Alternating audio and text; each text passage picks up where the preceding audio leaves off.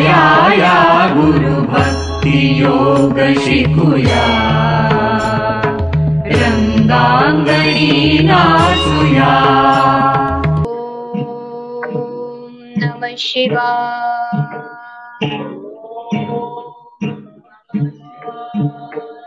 ओम नमः शिवाय।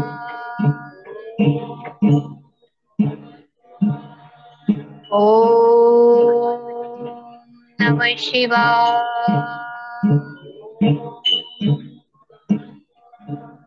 ओम नमः शिवाय।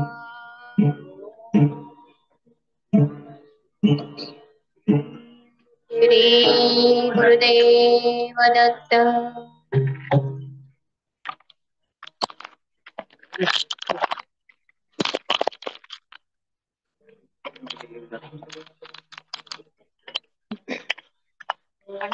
श्री गुरुदेव दत्त। वक्रतुंड महाकाय सूर्यकोटि समप्रभ निर्विघ्नं कुरु मे देव सर्वकार्येषु सर्वदा सर्वकार्येषु सर्वदा सर्वकार्येषु सर्वदा सर्वमंगलमांगल्ये शिवे सर्वार्थसाधिके शरण्ये त्र्यंबके गौरी नारायणी नमोस्तुते नारायणी नमोस्तुते नारायणी नमोस्तुते। ओम श्री गणेशाय नमः। ओम श्री सरस्वते नमः। ओम श्री गुरुभ्यो नमः। ओम श्री दत्तात्रेय नमः। ओम श्री कुलदेवताय नमः। ओम श्री कुलस्वामिनी माते नमः। ओम श्री विठ्ठल रुक्माई नमः। ओम श्री कालकाई माते नमः। ओम श्री महाकालेश्वराय नमः। ओम श्री साईनाथाय नमः। ओम श्री जनाई कालकाई माते नमः। ओम श्री जीवदानी देवी माते नमः। ओम श्री तुलसा भवानी माते नमः। ओम नमः शिवाय। ओम नमः शिवाय। ओम नमः शिवाय। श्री गुरुदेव दत्त। हृदयवास माझ्या सतत करी दयाळा सुख विभक्ती देई निजानंद सोहळा घे भजन सेवा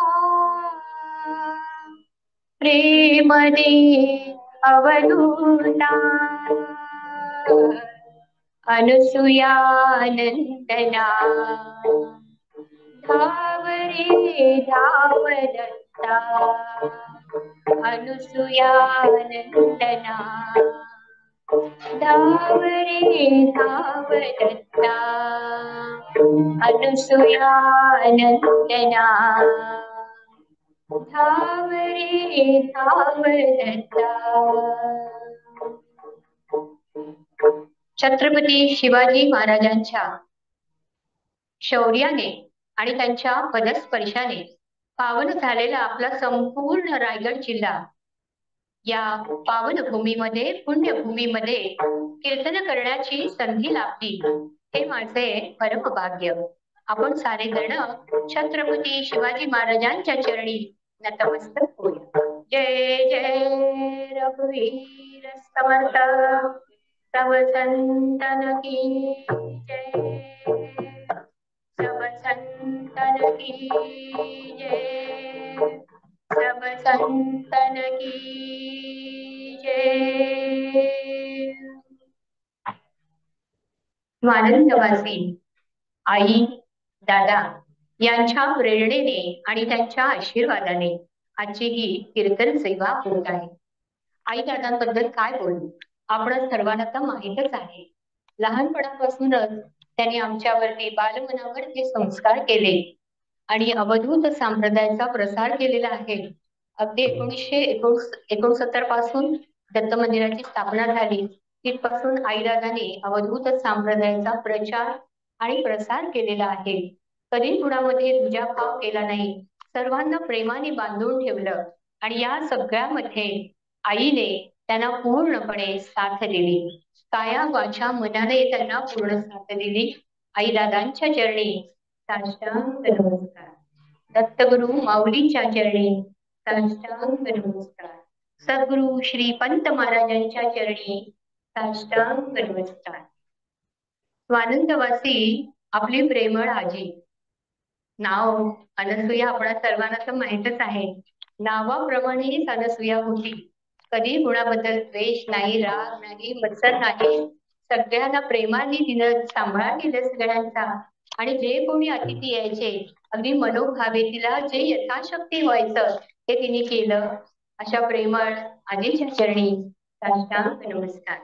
आणि आजीचे बंधू कृष्णा गंगाराम विचारे यांचं तर ब्रीदवाक्यच होतं, प्रेम देऊ प्रेम घेऊ सद्गुरु भक्ती बीज पेरू. त्यांनी हे सद्गुरु भक्तीचं बीज पेरलं आणि आज आपल्याला इथे वटवृक्ष पाहायला मिळतो. आजोबांच्या चरणी साष्टांग नमस्कार. आणि आपले जे जे गुरुबंधू गुरुभगिनी स्वानंदवासी झालेले आहेत, आज ते आपल्यामध्ये नाही आहेत, पण त्यांचे आशीर्वाद आपल्या मागे आहेत. मग त्या आप्पा भोगले असतील, आप्पा भोगल्यांचं नाव डोळ्यासमोर आलं की आपल्या डोळ्यासमोर चित्र उभं राहतं.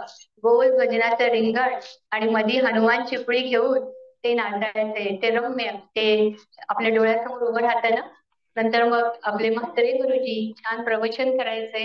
रमेश मामा त्याच्या पहाडी आवाजामध्ये दत्त भजनाची प्रीती काय औरच होती. आणि त्यांचेच वडील बाजी विचारे यांनी पण एक तारीवरती पद किती छान गायचे. या सगळ्यांनी अवधूत संप्रदायाचा प्रसार केला. असे असंख्य भक्त आपल्याकडे होऊन गेलेले आहेत. त्या सर्व स्वानंदवासियांच्या चरणी साष्टांग दंडवत, साष्टांग दंडवत, साष्टांग दंडवत. आणि स्वानंदवासी मोरेश्वर केशव दातार म्हणजे आपल्या पंत महाराजांचे शिष्य. पंत महाराजांनी त्यांना आशीर्वाद दिला होता की तुझ्या जिभेवर सरस्वती नांदेल, आणि त्याप्रमाणे झालं. बरं, त्यांना काव्य स्फूर्ती झाली आणि मग त्यांनी मला श्लोक आणि 7 वारांचे अभंग आहे, अवधूत हरिपाठ आहे, पाळणे आहेत, आरत्या आहेत. अ आ इ ई ते ज्ञ पर्यंत असं 52 मात्र असतात की नाही, तर त्याची सुंदर अशी लेखणी त्यांनी केलेली आहे. खूप छान पुस्तक आहे त्यांचं. आणि त्यांनी काय केलं, आपल्या कीर्तनाच्या माध्यमातून त्यांनी अवधूत संप्रदायाचा प्रचार आणि प्रसार केला आणि अवधूताचा झेंडा त्रिभुवनात फिरवला. त्यांच्या पश्चात कीर्तन सेवा चालू ठेवली ते त्यांचे चिरंजीव दत्तात्रय मोरेश्वर दातार यांनी. दत्तात्रय दातार यांच्याविषयी विशेष सांगायचं म्हणजे आपल्या मंदिराची स्थापना 1969 साली झाली. त्यावेळी ते इथे उपस्थित होते आणि त्यांच्या हस्ते मूर्तीची स्थापना झालेली आहे. आई दादा त्यावेळची सर्व मंडळी ही दातार बुवांचे अनुग्रहित शिष्य होते आणि त्यांनीही कीर्तन सेवा चालू ठेवली, अगदी शेवटच्या क्षणापर्यंत चालू ठेवली बरं. त्यांच्या पश्चात त्यांचे चिरंजीव अवधूत दातार यांनी सेवा चालू ठेवली. त्यांच्या पश्चात मिलिंद दातार यांनीही कीर्तन सेवा चालू ठेवली आणि आता त्यांच्या पश्चात त्यांच्या मातोश्री माई दातार या कीर्तन सेवा संपूर्ण जगभरामध्ये करत आहे आणि अवधूताचा झेंडा फिरवित आहे. या सर्व दातार कुटुंबियांच्या चरणी साष्टांग दंडवत, अवधूत सलाम आणि मानाचा मुजरा. त्यांच्या चरणी साष्टांग दंडवत. आणि आपले ज्येष्ठ गुरुबंधू परमपूज्य शंकरदादा दादा पाथरे, दादा पाथरे, तर यांच्याविषयी काय सांगावं. अतिशय प्रेमळ व्यक्तिमत्व आणि त्यांच्या सहवासात कोणी आलं ना तर सुरुवातीला ते बाळेकुंद्रीला आपल्याला नेतात आणि म्हणतात कसं, तुमचा गुरु, तुमचा सद्गुरु, तुमचे पंत महाराज आहेत. मी एक पोस्टमनचं काम करतो, तुम्हाला पंतांच्या चरणापर्यंत नेऊन ठेवणार आणि मग पुढे पंत आणि तुम्ही. म्हणजे किती निस्वार्थी भाव आहे पहा ना. दादांच्या चरणी साष्टांग नमस्कार. आत्ताची सर्व पिढी ही दादा पाथरेंची अनुग्रहित आहे आणि आपले श्रीपंत स्वरूप मधुमामा प्रेमळ आज गेली एवढी म्हणजे 55 वर्ष ते आपल्या मंदिरासाठी सेवा देत आहेत. कीर्तन सेवा करतात आणि इथेच नाही तर गावोगावी जाऊन ते कीर्तन सेवा करतात.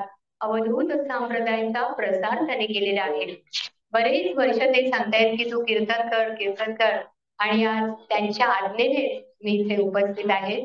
त्यामुळे त्यांचे खूप धन्यवाद आणि मधुमामाच्या चरणी साष्टांग दंडवत. आणि आज आपला दिवस भाग्याचा आहे बरं का. आपल्या इथे ना आज सुप्रसिद्ध कीर्तनकार डॉक्टर बकुल पाटील आणि डॉक्टर अरुंधतीताई पाटील आहेत. तर बकुल दादा आणि अरुंधतीताई आपल्या कीर्तनाच्या माध्यमातून अवधूत संप्रदायाचा प्रचार आणि प्रसार करीत आहेत. या दादांच्या चरणी साष्टांग दंडवत, अरुंधतीताईच्या चरणी साष्टांग दंडवत. आणि इथे आपण सर्व उपस्थित मंडळी हे श्रीपंत स्वरूपच आहात. आपण सर्वांच्या चरणी साष्टांग दंडवत. काही मंडळी मंदिरात आहेत, त्यांच्या चरणीही साष्टांग दंडवत. काही मंडळी स्वयंपाकाच्या तिथे आहेत, त्यांच्या चरणी साष्टांग नमस्कार. काही मंडळी घरात बसलेत बरं का, वामकुक्षी घेतायत, गप्पा मारतायत, त्यांच्याही चरणी साष्टांग नमस्कार. आणि आज सापे गावामध्ये प्रत्येक घराघरामध्ये भक्तगण जमलेले आहेत. सर्व भक्त मंडळींच्या चरणी साष्टांग नमस्कार. आणि जी मंडळी इथे उपस्थित नाहीये त्यांच्या चरणीही साष्टांग नमस्कार. श्रोती मायबाप, आपण सर्व सूर्याप्रमाणे तेजस्वी आहात. मी तुमच्या समोर एक काजू आहे बरं. आपण सर्व ज्ञानी आहात, बुद्धिमान आहात. मी तुमच्या समोर एक अज्ञानी बाळ आहे, बुद्धिमंत आहे. काही चुका होतील तर मला सांभाळून घ्या. ही आपल्या सर्वांच्या चरणी नम्र प्रार्थना.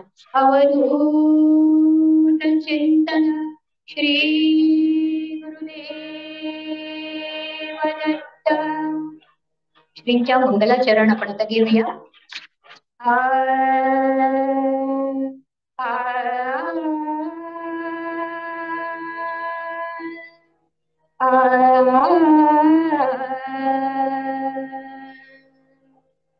काषाय वस्त्रं करदण्डधारिणं कमण्डलुं पद्मकरेण शङ्खं चक्रं गदाभूषितभूषणाढ्यं श्रीपादराजं शरणं प्रपद्ये.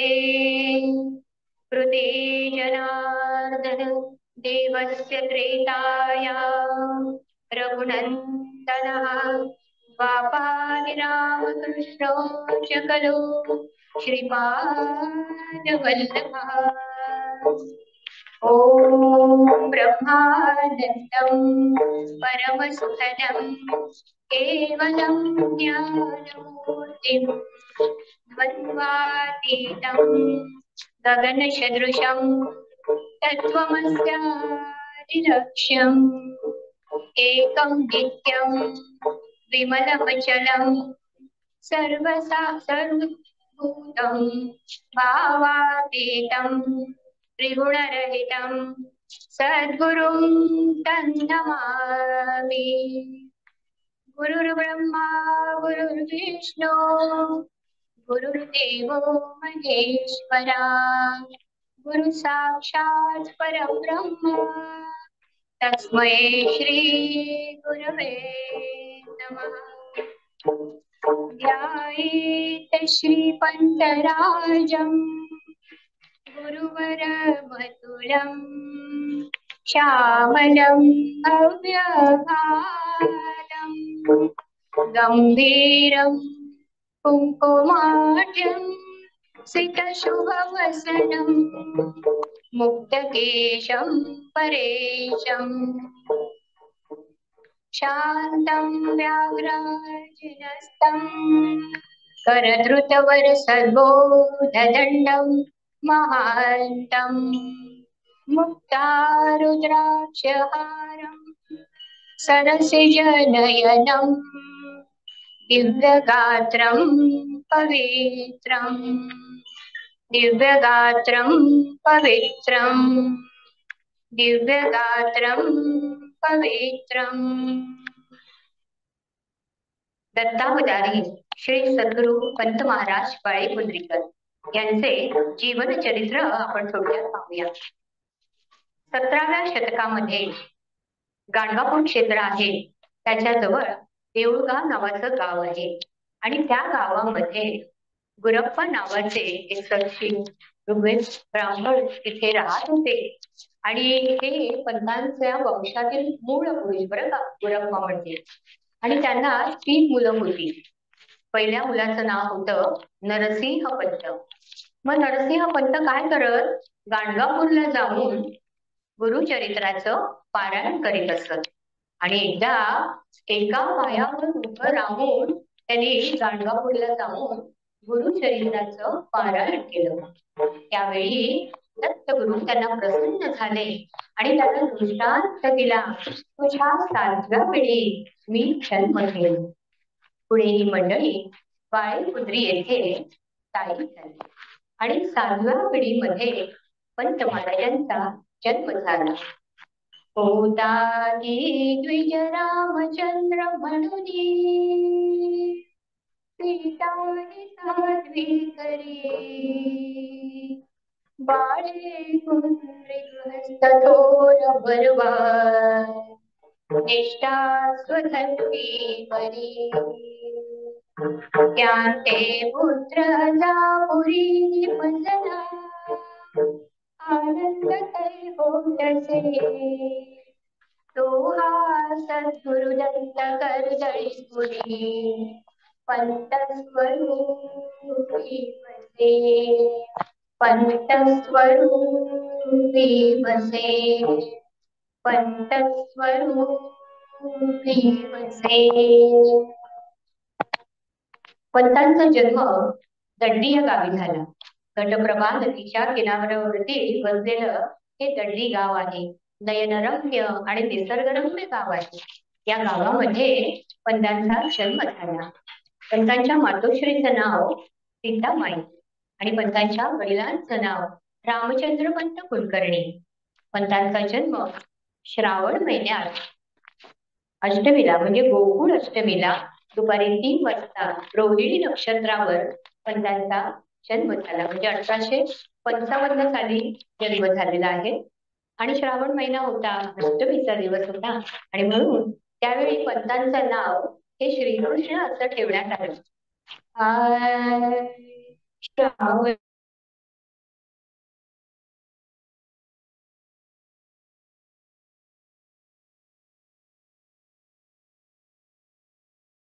वरुडई तांडवा देवगीता आठवा हे वरुडई तांडवा हे वरुडई तांडवा हे वरुडई तांडवा.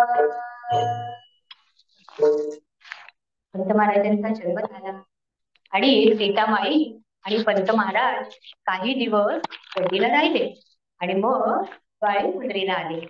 बाळीकुंद्रीला त्यांच्या घरी आल्यानंतर सगळ्यांना अतिशय आनंद झाला आणि पंत घराण्यामध्ये सुरुवातीपासूनच दत्तभक्ती चालत आलेली होती, म्हणून पंतांचं नाव दत्तात्रय असं ठेवण्यात आलं. पंतांच्या पणजीला खूप आनंद झाला होता, कारण आपल्याकडे असा समज आहे की पणजीचं मुखदर्शन झालं म्हणजे काशी यात्रा केल्याचं पुण्य लाभतं, म्हणून पणजी आजी जानकीबाई खूप आनंदी होती. असे आनंदी आनंदात दिवस चालले होते. सुरू झाले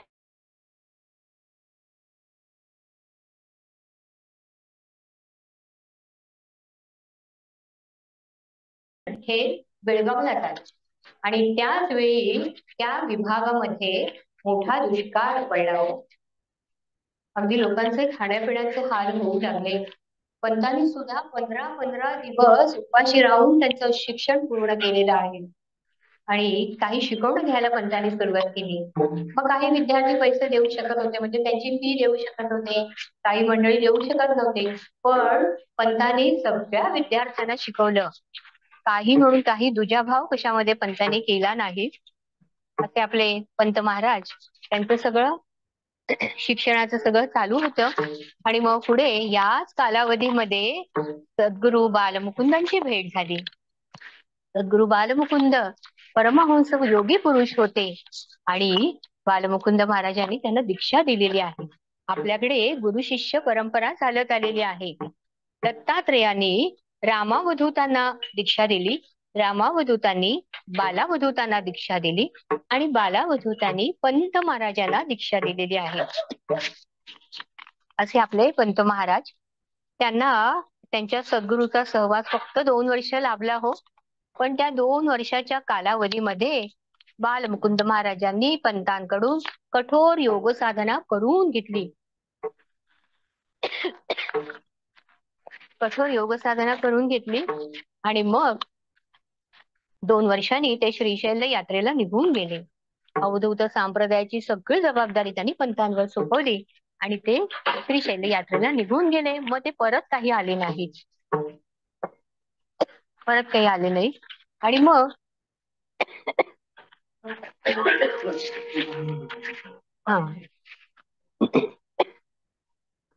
पंतांचं लग्न यमनक्कांशी झालं. यमनक्का म्हणजे साक्षात महालक्ष्मीचा अवतार होता, अन्नपूर्णेचा अवतार होता. ज्या दिवशी यमनक्कांनी त्यांच्या घरात प्रवेश केला त्या दिवसापासून त्या घरामध्ये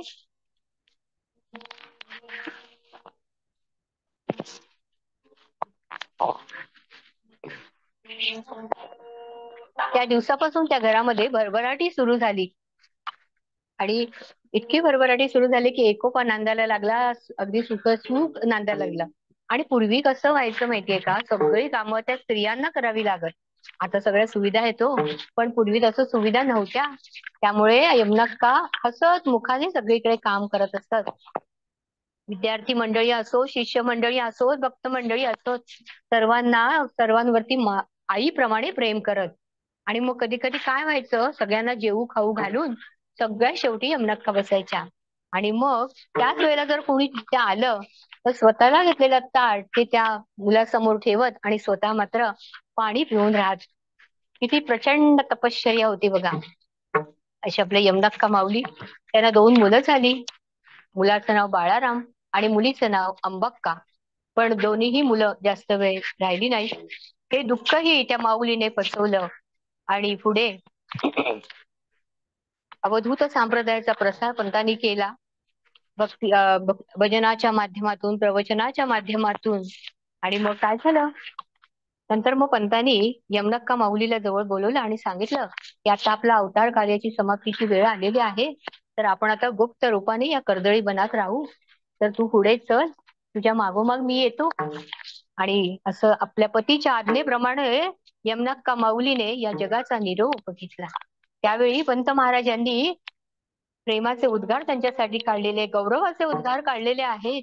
पंत महाराज म्हणतात, पावन तूर विठलया, पावन तूर विठलया, पावन तूर विठलया. अशा प्रकारचा गौरव या पदामध्ये पंत महाराजांनी केलेला आहे. आणि मग पंतांचंही निधन झालं. त्यांनी आपला देह ठेवला अश्विन वद्य तृतीयेला.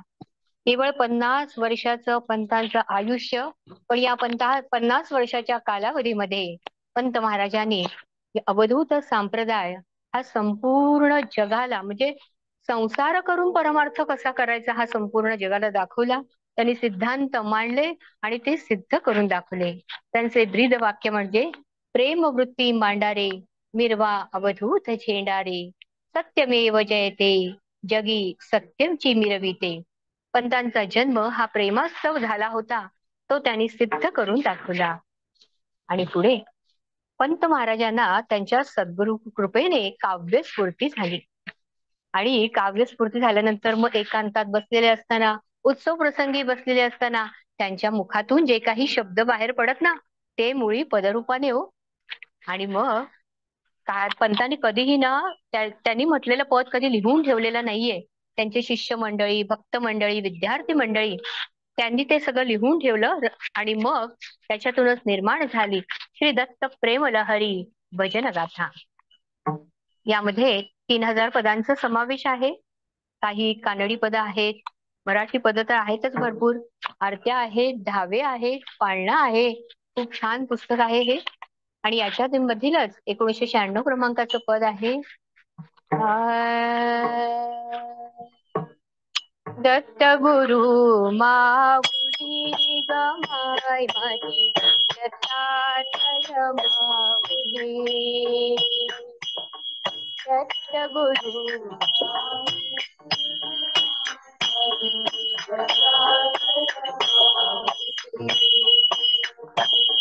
दत्त गुरु माऊली गमाय माझी दत्तात्रय माऊली.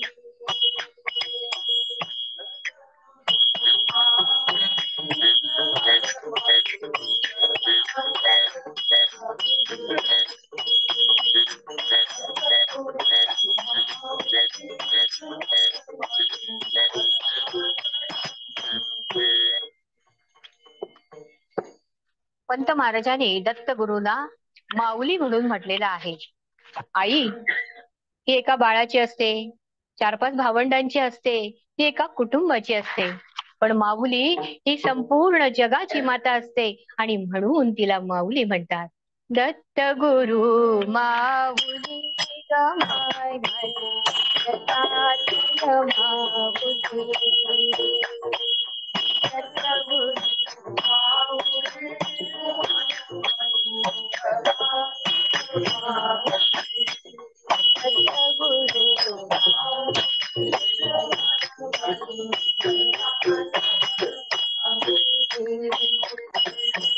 देऊनी भक्ती भजन करवी, देऊनी भक्ती भजन करवी,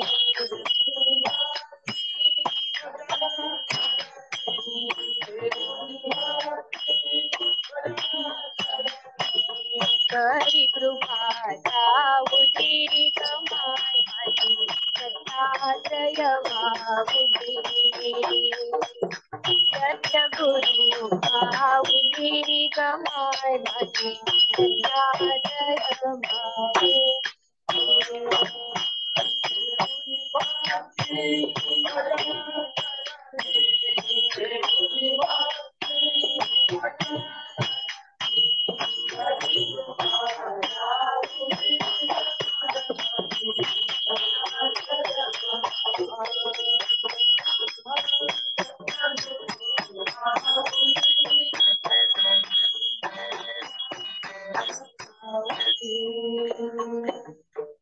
देऊनी भक्ती भजन करवी, करी कृपा सावली.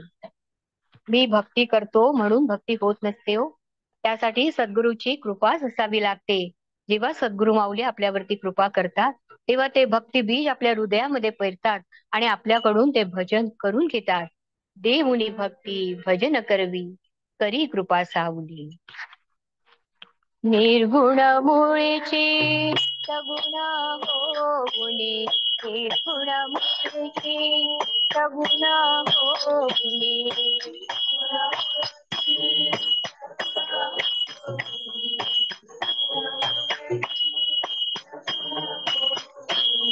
भक्तांसाठी रावली दत्तात्रय माऊली,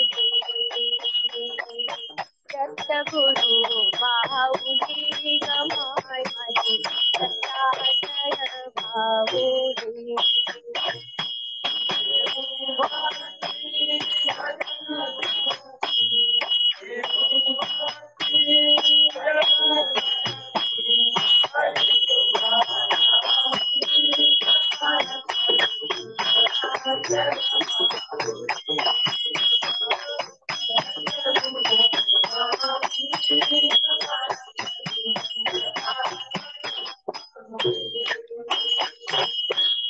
निर्गुण मूळची तू निर्गुण आहेस, निराकार आहेस, निरामय आहेस.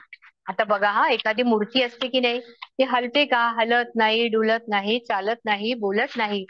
पण जगाच्या कल्याणासाठी ही संत मंडळी सगुण रूपात जन्म घेतात आणि मग आपलं बोलणं ऐकून घेतात, आपल्यासोबत चालतात, आपल्याला आपलं म्हणणं समजून घेतात ते आणि आपल्या जीवनामध्ये आपल्याला मार्गदर्शन करतात. आता बघा, इथे बसलेले सगळ्यांना सुखदुःखाचे प्रसंग हे येतच असतात की नाही. पण जेव्हा सुखाचे प्रसंग येतात तेव्हा आपण काय म्हणतो की अरे हे मी केलं माझ्यामुळे झालं, मी एवढे काबाड कष्ट केले म्हणून झालं बरं, नाहीतर काही शक्य नव्हतं. पण एखादा वाईट प्रसंग येऊ द्या, मग आपण सगळं बिल त्या देवावरती काढून मोकळे होतो. असं कसं देवाने माझं केलं, देवाने माझं काय चांगलं केलंय. पण देव असा नाहीये हो. देव खूप प्रेमळ आहे, दयाळू आहे, कनवाळू आहे. आपल्याला जेव्हा 1% दुःख होतं तेव्हा त्याला 99% दुःख होतं.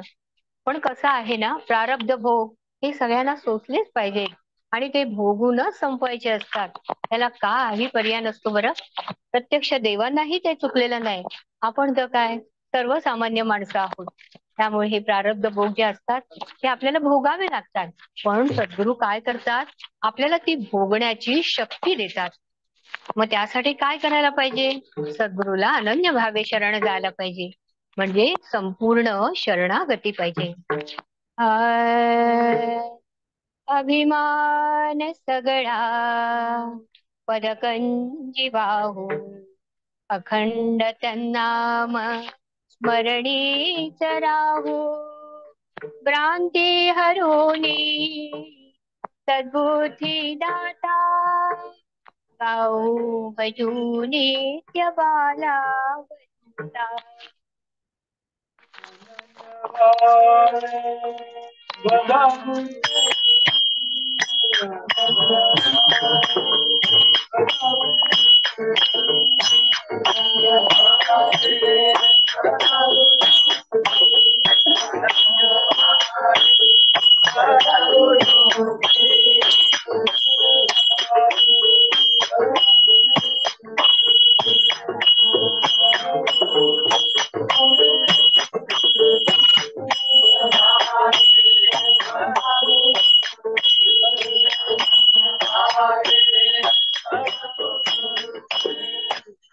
संपूर्ण शरणागती.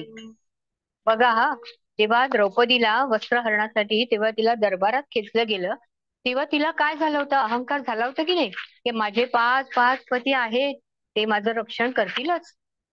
मान्यवर मंडळी बसलेले आहेत, ते माझं रक्षण करतीलच. पण झालं काय? कुणीही तिच्या मदतीला धावून येऊ शकलं नाही. आणि मग शेवटी तिने सद्गुरु परमात्म्याला हाक मारली आणि मग तो भगवंत श्रीकृष्ण तिच्या मदतीसाठी धावून आला. हे आपणा सर्वांना तर माहीतच आहे. सांगण्याचं तात्पर्य एकच, संपूर्ण शरणागती म्हणजे जिथपर्यंत आपला अभिमान आपण सद्गुरूच्या चरणी अर्पण करत नाही तिथपर्यंत सद्गुरू आपल्याला जवळ करणारच नाही. आणि मग एकदा का अभिमान नष्ट झाला की मग सद्गुरूचं प्रेम आपल्या अंतःकरणात निर्माण होईल, श्रद्धा निर्माण होईल. आणि मग या जीवनाच्या प्रवासामध्ये काही काही झालं, कधी कधी असं होतं की नाही की अरे आता तर सगळं संपलेलं आहे, आता काही ह्याच्यातून मार्ग निघू शकत नाही. पण त्या वेळेला आपण ज्या देवतेचा, आपले म्हणजे कोण सद्गुरू असतील, गुरु असतील, आराध्य दैवत असतील, त्यांना आपण हाक मारतो आणि ते आपल्या मदतीसाठी धावून येतात. म्हणून पंत महाराज म्हणतात, निर्गुण मुळेची सगुण होनी, भक्तांसाठी धावली. पुढे पण, दत्तावधूत भजनी रमता, प्रेमानंदे गावली. दत्तगुरूचं भजन करता करता करता करता आपण त्या दत्तगुरूमध्ये एक रूप होऊन जातो. आणि मग दत्तगुरु माऊली प्रसन्न होऊन आपल्याला पंत म्हणतात की प्रेमानंदे गावली. दत्तगुरु माऊली गावली.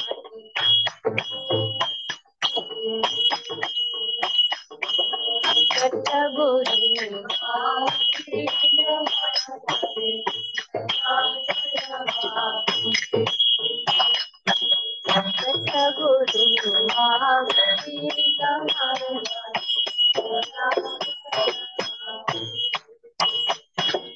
दिगंबरा दिगंबरा पाद वल्लभ दिगंबरा. दिगंबरा दिगंबरा पाद वल्लभ दिगंबरा.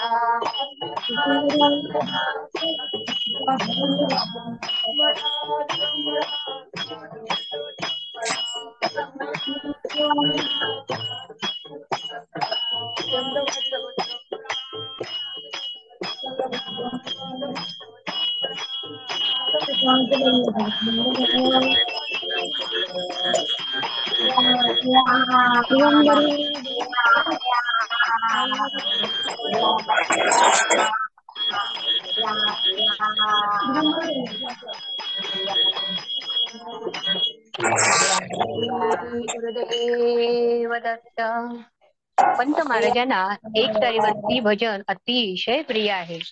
पंतांना सगळ्यांना सांगणं आहे. पंत म्हणतात की वर्षातून एकदा तू बाळेकुंद्रीला ये, माझ्या समोर बैस आणि दत्त प्रेम लहरी मधलं एखादं पद इथे म्हणून दाखव, ही पंतांची इच्छा आहे.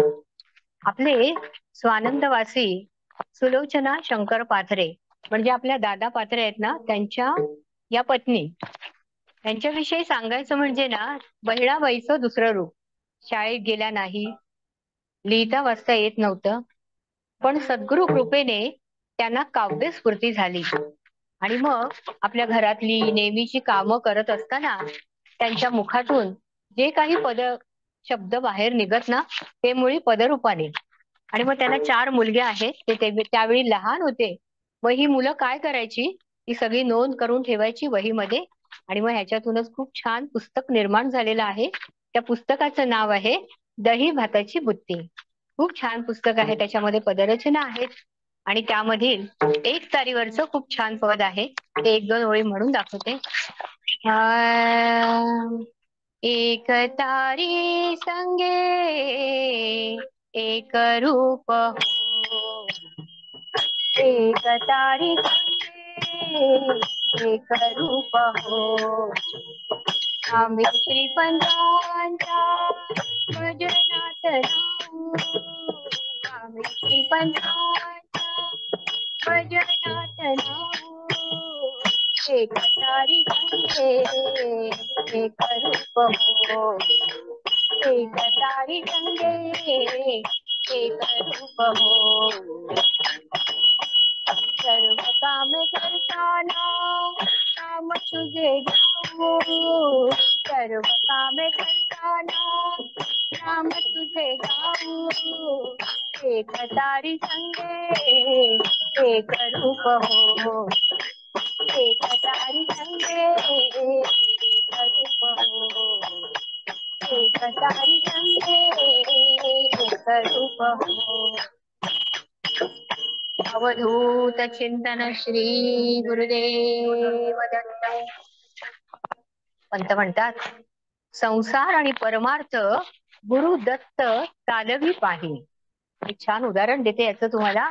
संसार आणि परमार्थ दत्तगुरु कसं चालवतात बघा. एका गावामध्ये एक गरीब ब्राह्मण राहत होता. आणि मग तो काय करायचा, 4-5 घरामध्ये भिक्षा मागायचा, कोरडी भिक्षा मागायचा. आणि मग जे काही मिळेल ते आपल्या घरी यायचा, पत्नीला आणून द्यायचा. आणि मग त्याच्यातूनच त्यांचं घर चालायचं. घरामध्ये पती, पत्नी आणि मुलं असं त्यांचं कुटुंब होतं. पण ती जी स्त्री पत्नी होती ती महान पतिव्रता स्त्री होती. आपला नवरा जे काही आणून देईल ना त्याच्यातच ती समाधानी असायची. काही कटकट नाही, भांडण नाही, चिडचिड नाही, अगदी सगळं सुखा समाधाने राहायची बरं. आणि असे दिवसा मागून दिवस चाललेले होते. कधी कधी काय व्हायचं माहितीये का, त्यांना भिक्षा पण मिळायची नाही. मग त्यांच्या परसवनामध्ये ना एक घेवड्याचं झाड लावलेलं होतं. मग त्याला शेंगा यायच्या. मग त्या शेंगा काढून त्याची भाजी करायची. मग ती भाजी खाऊन दिवस काढायचे. असे त्यांचे दिवस चाललेले होते. दिवसामागून दिवस चाललेले आहे. एक दिवशी सद्गुरुनाथांची स्वारी याच्या घरी आलेली आहे. अतिशय आनंद झाला ब्राह्मणाला. सद्गुरुनाथ माझ्याकडे आलेले आहेत, केवढा मोठा आनंद. प्रेमाने त्यांचं स्वागत काय करतो, बसायला आसन काय देतो, आदर तिथ्य चालू आहे बरं. आणि त्याने मनात विचार केला, किती हा भाग्याचा दिवस आहे माझ्यासाठी. माझी सद्गुरु माऊली माझ्या घरात आली आहे, पण त्यांना देण्यासाठी माझ्याकडे काही नाही. मग त्यांनी काय विचार केला की अरे, मी जे खातो ना तेच मी माझ्या माऊलीला देतो ना. मग त्यांनी काय केलं, एका द्रोणामध्ये घेवडीची भाजी घेतली आणि आपल्या सद्गुरु माऊलीला दिलं. सद्गुरु माऊली ती भाजी खाऊन अतिप्रसन्न झाले, संतुष्ट झाले. आणि जाता जाता त्याला आशीर्वाद देतात. बाळा, काय आशीर्वाद देतात बघा. सद्गुरुनाथ म्हणतात, बाळा आजपासून तुझं दारिद्र्य संपलं. आणि सद्गुरुनाथ बाहेर पडलेले आहेत. परसवनात गेले, घेवड्याचं झाड उपटतात आणि जमिनीवर टाकून देतात. पत्नी मात्र शोक करू लागते. म्हणते, एकच तर आमचं साधन होतं पोट भरण्याचं, आणि हे पण आता नष्ट झालं. तर आता आम्ही कसे दिवस काढायचे, माझी पोरं बाळ उपाशी राहतील, कसं आम्ही राहू आता, अशी ती शोक करू लागते. पण तिचा पती तिला म्हणतो, बाई ग, शोक करू नकोस. या जगाला सगळ्या ज्या प्रभूने निर्माण केलेला आहे त्याची सगळी म्हणजे पोट भरण्याची व्यवस्था, कामधंद्याची व्यवस्था सगळी त्या प्रभूने, भगवंताने केलेली आहे. तू काही काळजी करू नकोस. आणि सद्गुरुनाथाने आपल्याला आशीर्वाद दिलेला आहे ना, मग त्याच्यावर तू विश्वास ठेव, ते आपल्याला काहीतरी मार्ग दाखवतील. असं म्हणून ते दोघंही शांत झाले. ब्राह्मण विचार करतो, आता झाड तर उपटलेलं आहे, आता तर ते मरून जाणार ना, ठेवून तरी काय करायचंय. म्हणून तो विचार करतो की जाऊया आणि ती जागा सारखी करूया, खडून थोडस. म्हणून हातात कुदळ फावडा घेतलेला आहे, त्या परसवनात येतो आणि ती जागा खणायला सुरुवात करतो. थोडं खणतो. खणल्यानंतर एक लख्ख असा प्रकाश बाहेर पडतो आणि त्याच्या डोळ्यातून प्रेमाश्रूच्या धारा लाहायला लागतात. आनंद सागरी खेळू लागलो, आनंद सागरी खेळू लागलो, धन्य माय बापा, धन्य माय बापा, कोटी कोटी कृपा. दिवस सद्गुरु कोटी तुझी कृपा, पाहिजे दिवस सद्गुरु कोटी तुझी कृपा.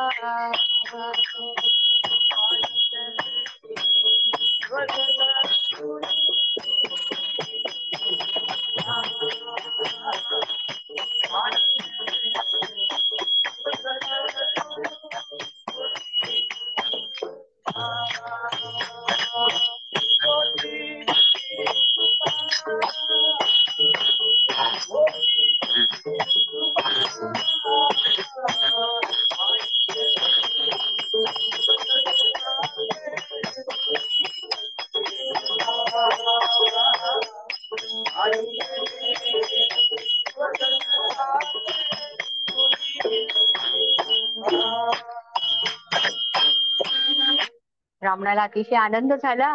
हंडाने भरलेलं धन तिथे ठेवलं होतं. म्हणजे त्या सद्गुरूला किती काळजी आहे बघा या ब्राह्मणाची. ते झाड उपटलं पण त्याच्या खाली धन ठेवलेलं होतं. असे सद्गुरू असतात. जे काही आपल्या आयुष्यात घडत असतं ना ते आपल्या चांगल्यासाठीच असतं. मग हे पती पत्नी सद्गुरूंना भेटायला गेले. सद्गुरूला सगळं सांगतायत की असं असं झालेलं आहे, पण सद्गुरूचीच लीला ती. आणि मग सद्गुरू माऊली त्यांना आशीर्वाद देतात की बाबा रे, तुझं जे काही नित्य नेमाने चालू आहे ते चालू ठेव, अहंकार मनी बाळगू नकोस, प्रेमाने सगळं कर, तुला सर्व काही प्राप्त होईल. अवधूत चिंतन श्री गुरुदेव दत्त. आता सद्गुरूच्या वचनाचा अनुभव कसा असतो बघा. एक कथा तुम्हाला सांगते. एका गावामध्ये सायनदेव नावाचा एक ब्राह्मण राहत असतो आणि त्याच्या वंशामध्ये दत्तभक्ती चालत आलेली असते. आणि एक दिवशी काय होतं, असे दिवसामागून दिवस चाललेले आहेत. दत्त भक्तीमध्ये तो अगदी एक रूप झालेला आहे. सद्गुरु भक्तीमध्ये तल्लीन झालेला आहे. नित्य नेमाने भजन पूजन सगळं चालू आहे याच्या घरामध्ये.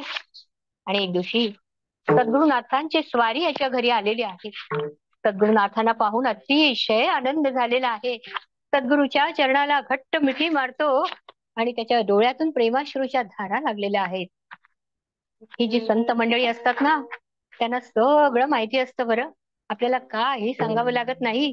म्हणून पंत म्हणतात, सर्वज्ञा काय तुला सांगावे, सर्वज्ञा काय तुला सांगावे, सर्वज्ञा काय तुला सांगावे.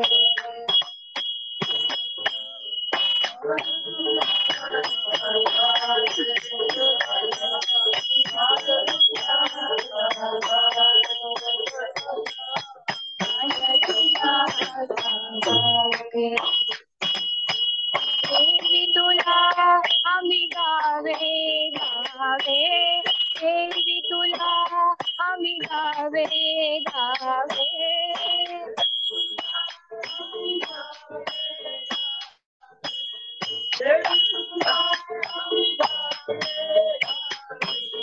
देवी तुला आम्ही गावे सर्वज्ञा काय तुला सांगावे, सर्वज्ञा काय तुला सांगावे, सर्वज्ञा काय तुला सांगावे.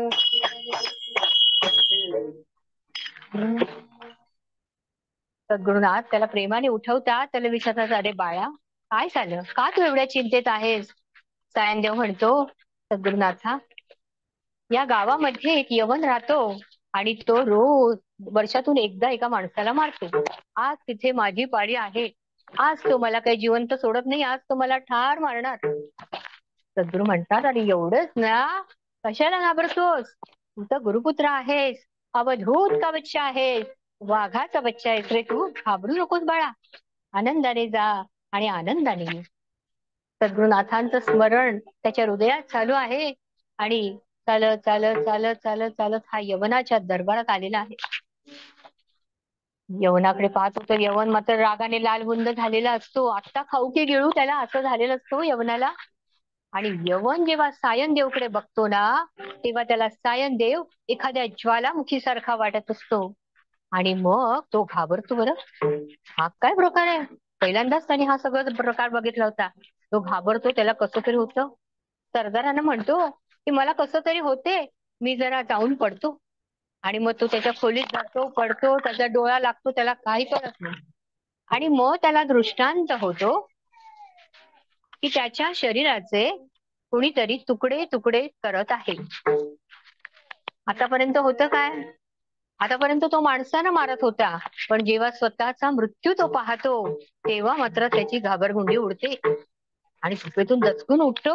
घामाने नुसता थपथप थपथप झालेला आहे, कसा कोरडा पडलेला आहे. आणि तो दरबारात येतो, तिथे सायनदेव उभा असतो. तिथे येतो आणि त्याच्या चरणाला मिठी घालतो, त्या पाया पडतो की मला माफ करा, माझं चुकलं, मला माफ करा. तो सायनदेवला काही कळत नाही, हा काय प्रकार आहे, हा मला मारणार होता आणि हा माफी कसली मागते माझा. बाहू भारुनी दत्त गरजतो, भक्तांची राखितो. बाहू भारुनी दत्त गरजतो, भक्तांची राखितो.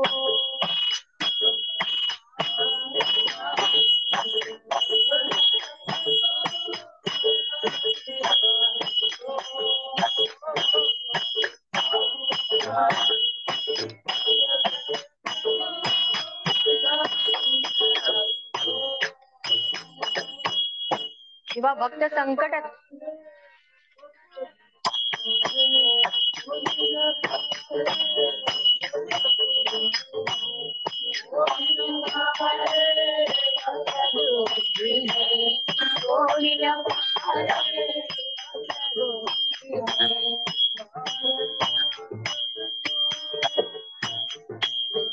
चालू आहे.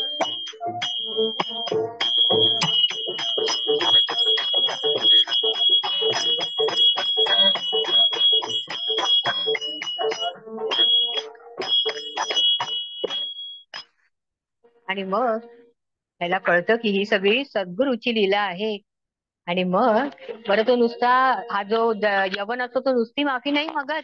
माफी काय मागतो, भेटवस्तू देतो, त्याचा सन्मान करतो आणि त्याला घरी पाठवून देतो. आणि मग हा आपल्या सद्गुरूच्या चरणी येतो. सद्गुरूच्या चरणाला घट्ट मिठी मारलेली आहे आणि प्रेमाश्रूच्या धारा लागलेल्या आहेत.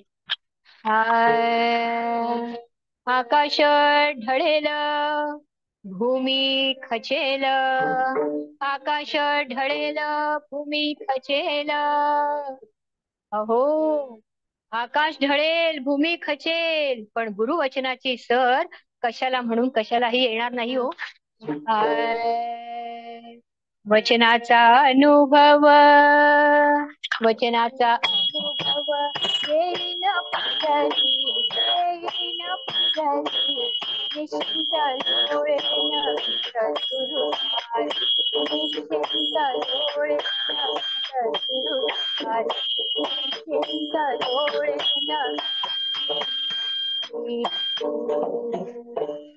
अशा प्रकारे सद्गुरुनाथांनी त्याचं रक्षण केलेलं आहे. आपली श्रद्धा सद्गुरूवर असली का मग तो आपलं चारही बाजूने रक्षण करतो बरं. आणि मग सद्गुरुनाथांनी सायनदेवला आशीर्वाद दिला की तू काही घाबरू नकोस, तुझं सगळं चांगलं होईल. तुझ्यावर आलेलं संकट आता टळलेलं आहे. तू आनंदाने राहा, आनंदाने तुझं जे सद्गुरु भक्ती नामस्मरण चालू आहे ते चालू ठेव. उठू नको, मातू नको, घेतला वसा टाकू नको. अवधूत चिंतन श्री गुरुदेव दत्त. कालपासून आपला दत्त जयंतीचा उत्सव चालू आहे.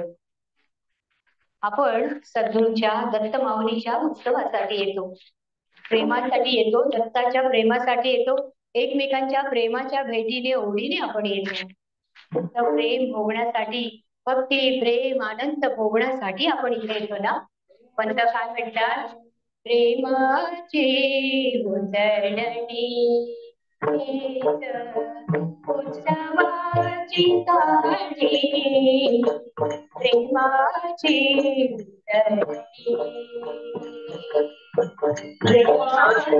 उजळणी.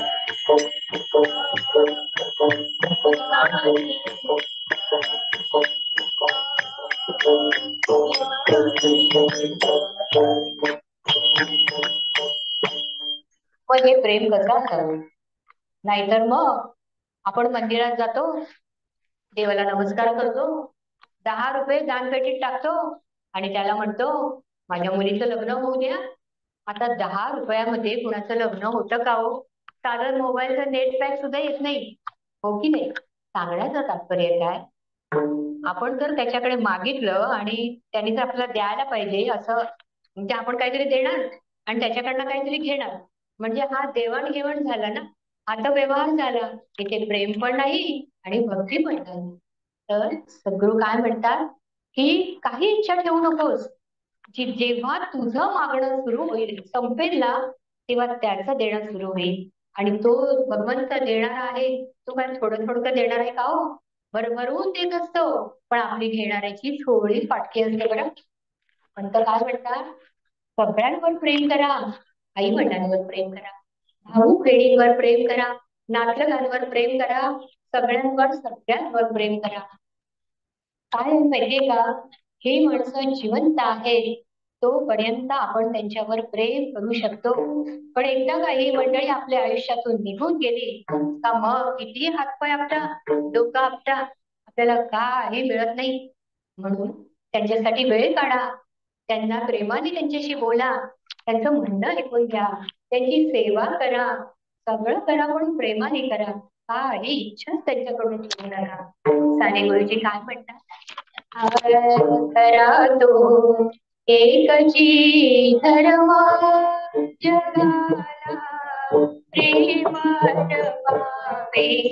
खरा तो एकची धर्म जगाला प्रेम पावे. खरा तो एकची धर्म जगाला प्रेम पावे.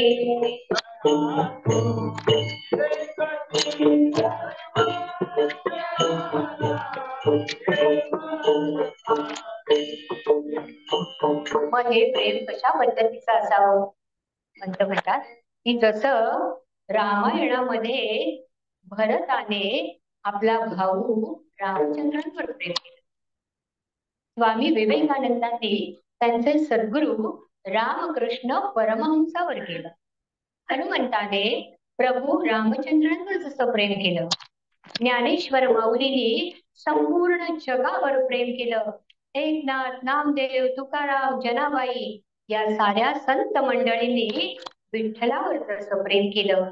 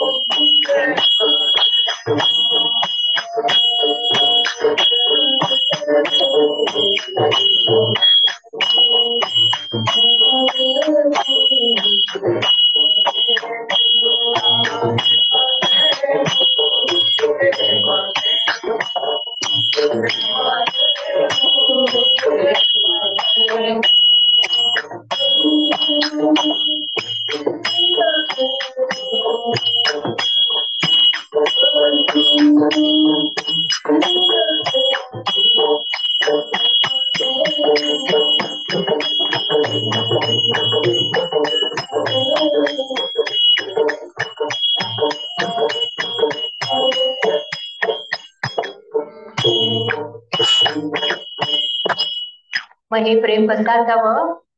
गोपिकांनी जसं श्रीकृष्णावर प्रेम केलं, राधेनी जसं श्रीकृष्णावर प्रेम केलं, मीराबाईंनी जसं श्रीकृष्णावर प्रेम केलं, शबरीने 96 वर्षे प्रभू रामचंद्राची वाट पाहिली. हे प्रेमच नाही का? पंत काय म्हणतात? आणि जसं पंत महाराजांनी त्यांचे सद्गुरू बालमुकुंद महाराजांवर प्रेम केलं, हे खरं प्रेम, शुद्ध प्रेम. मग एकदा का शुद्ध प्रेम आपल्या अंतःकरणात निर्माण झालं की मग तिथे श्रद्धा निर्माण होती आणि सगळ्या वासनेचा नाश होतो, कुठल्याही इच्छा मनामध्ये राहत नाही. पुढे पंत काय म्हणतात? जागृती जागृती जागृती जागृती जागृती जागृती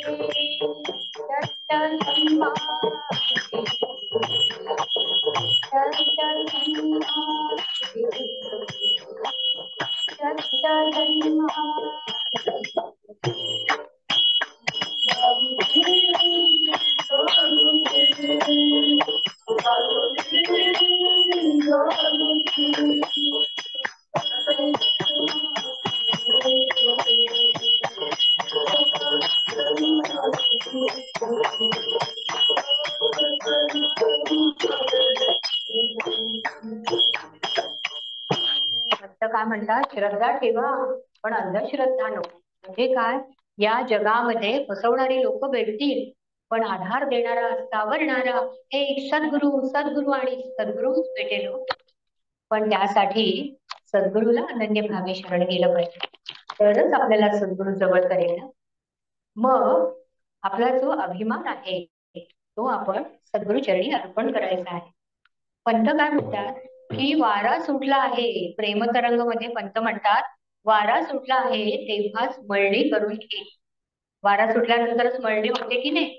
म्हणजे बाल मनावरच सद्गुरूचे संस्कार झाले पाहिजे. मग ते मूल कुठेही जाऊ, नंतर कुठल्या जगामध्ये कानाकोपऱ्यात कुठेही जाऊ, सद्गुरूचे कृपा छत्राखाली असतो.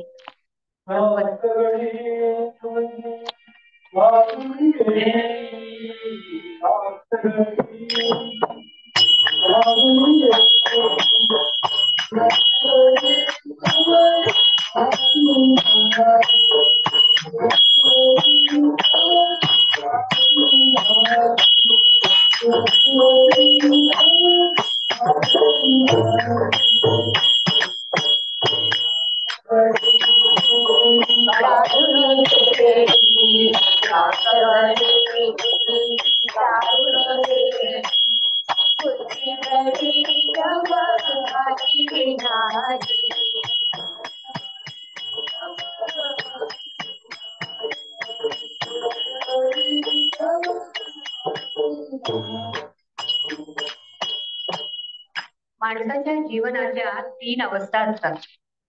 बालपण, तरुणपण, म्हातारपण. बालपण आलं की सगळं आयुष्य खेळण्यात निघून जातं. तरुणपण आलं की मग शिक्षण आहे, लग्न आहे, घर आहे, गाडी आहे, बंगला आहे, मुलं बाळ आहे, हे सगळं कमवण्यातच आयुष्य निघून जातं. आणि मग म्हातारपण आलं, केस पांढरे होतात, दात निघून जातात, काही करण्याची शक्ती नसते. मग परमार्थ करण्याची वेळ कुठे? तर बाल मनावरच हे संस्कार झाले पाहिजेत असं पंत महाराज म्हणतात. आणि पंत काय म्हणतात की कोण काहीतरी सांगतं म्हणून तुम्ही विश्वास ठेवू नका, तर तुम्ही स्वानुभव सिद्ध गोष्टींवर विशेष लक्ष ठेवा. जे जे अनुभव आपल्याला येतात त्या अनुभवातून तुम्ही शिका. जैसा चाले तैसा, जैसा बोले तैसा चाले, त्याची वंदावी पाव. आणि म्हणूनच तर आपण सर्व संत मंडळींच्या चरणी वंदन करतो. पंत महाराजांनी सुद्धा स्वतः अनुभव घेतला आणि मग तो सिद्धांत जगासमोर मांडला आणि मग तो सिद्ध करून दाखवला. असे आणि पंतांनी कसा अनुभव घेतला त्यांच्या जीवनामध्ये ते सांगते.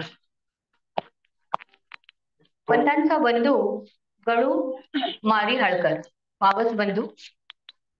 हा मावस बंधू बाळेकुंद्री पासून एक 5 किलोमीटरवर राहायचा, करडेकुंडी नावाच्या गावामध्ये.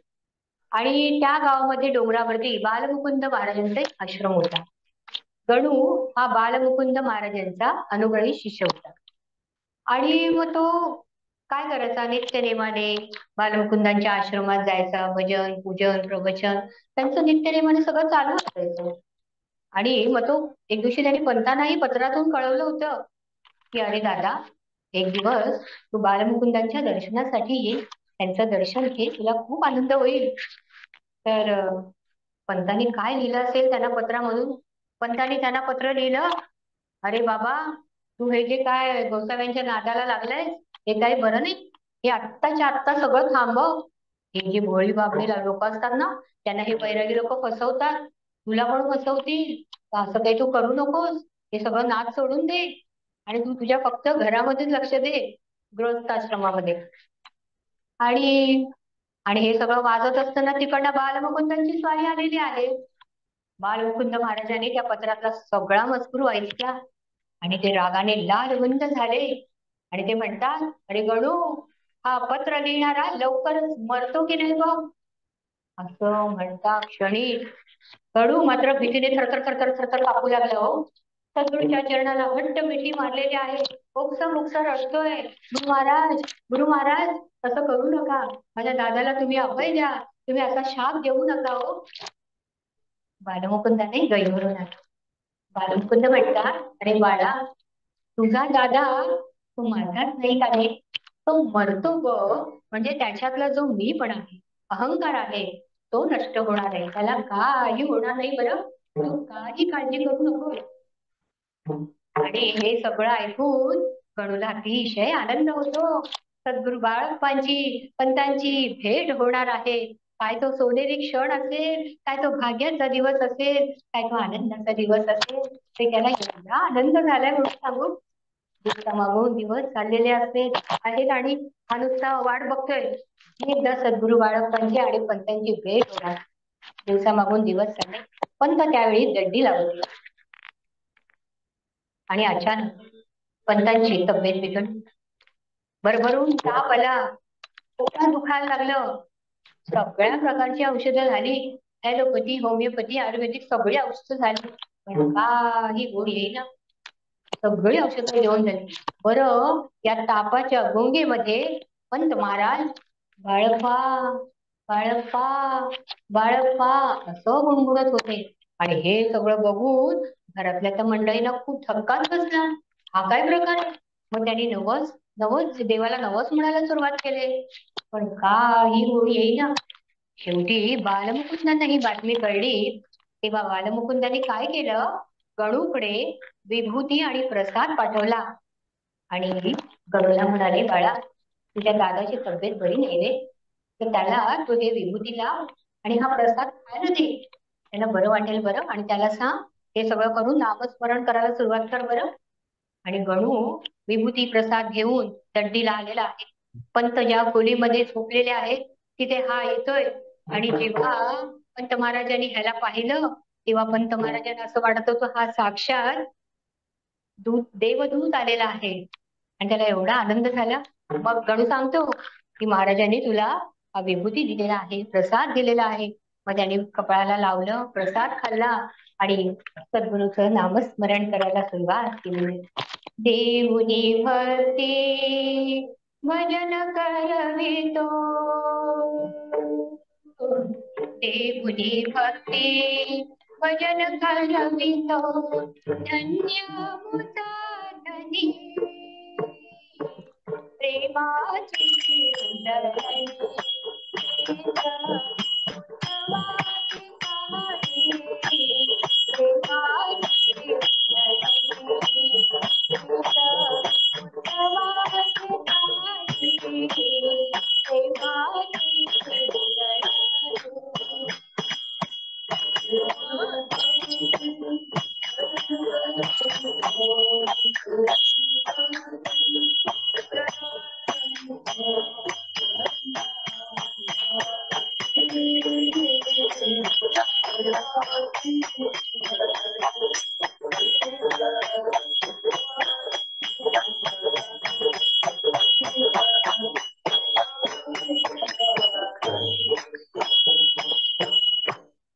देऊनी भक्ती भजन करवितो, धन्य आमुचा धणी.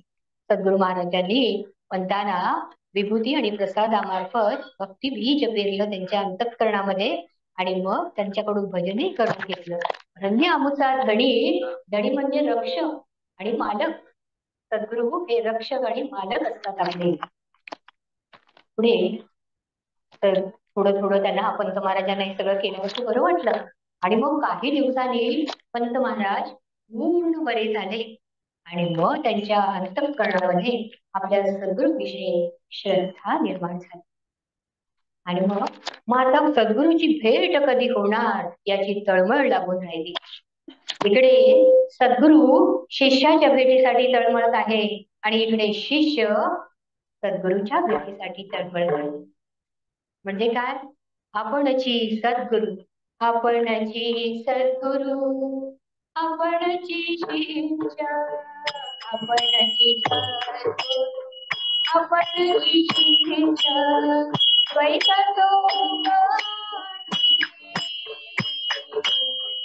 प्रेमाची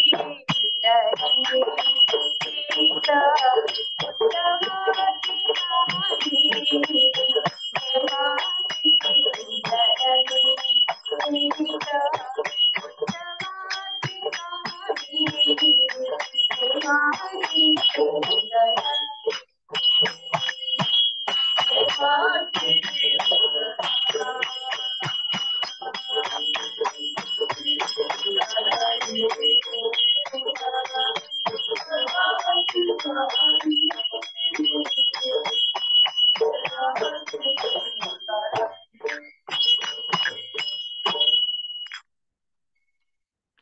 सद्गुरू भक्तीचं बीज पेरलं आहे.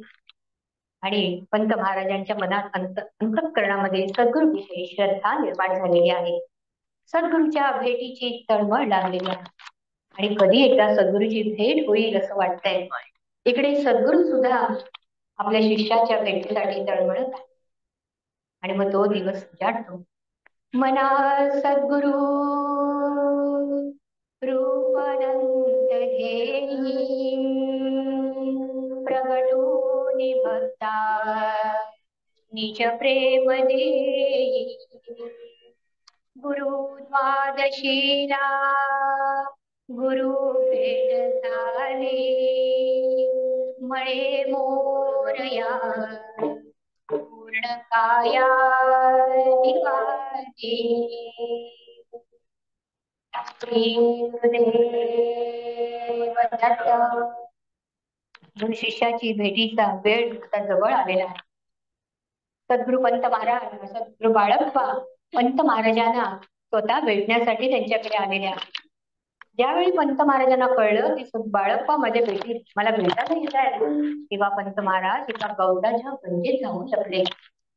बाळप्पा तिथे आले आणि त्याला म्हणतात, माझ्या कुलोद्धारका, माझ्या अनादी पुत्रा, आता किती दिवस लपून पडणार आहेस बाळा?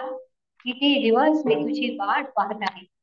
सद्गुरूला प्रेमाने उठवतात, त्याला हृदयाशी कवटाळतायत आणि त्याला म्हणतात, अरे माझा तू अनादी पुत्र आहेस, कुलोद्धारक आहेस, तुझ्या मनात भीती का, शंका का?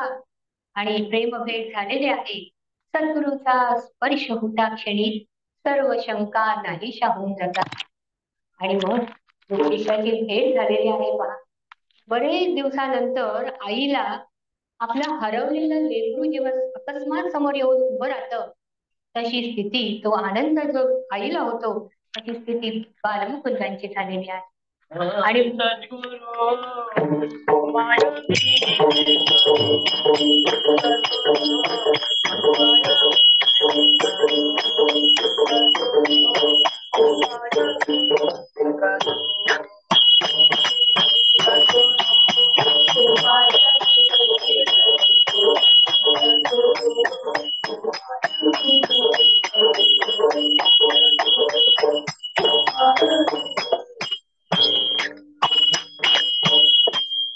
बालमुकुंदही दत्तच आणि पंतही दत्तच. दत्ताजी दत्ताला मिठी पडलेले आहे आणि तो प्रेमानंद सोहळा काय बरं वर्णावा. दिगंबरा दिगंबरा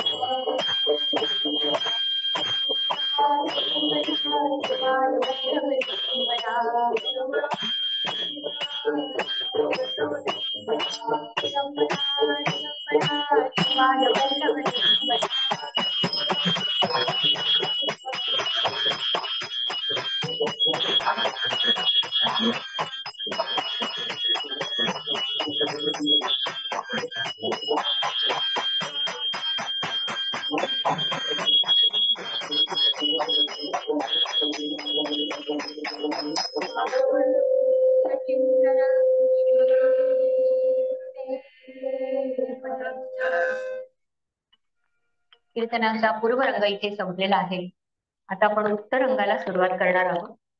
आख्यान आहे श्री दत्त जन्मकथा. आता आपण सारेजण दत्त जन्माची कथा ऐकणार आहोत. या पृथ्वीमध्ये सुरुवातीला ना, आता ही आपल्याला सगळी सृष्टी वगैरे दिसते.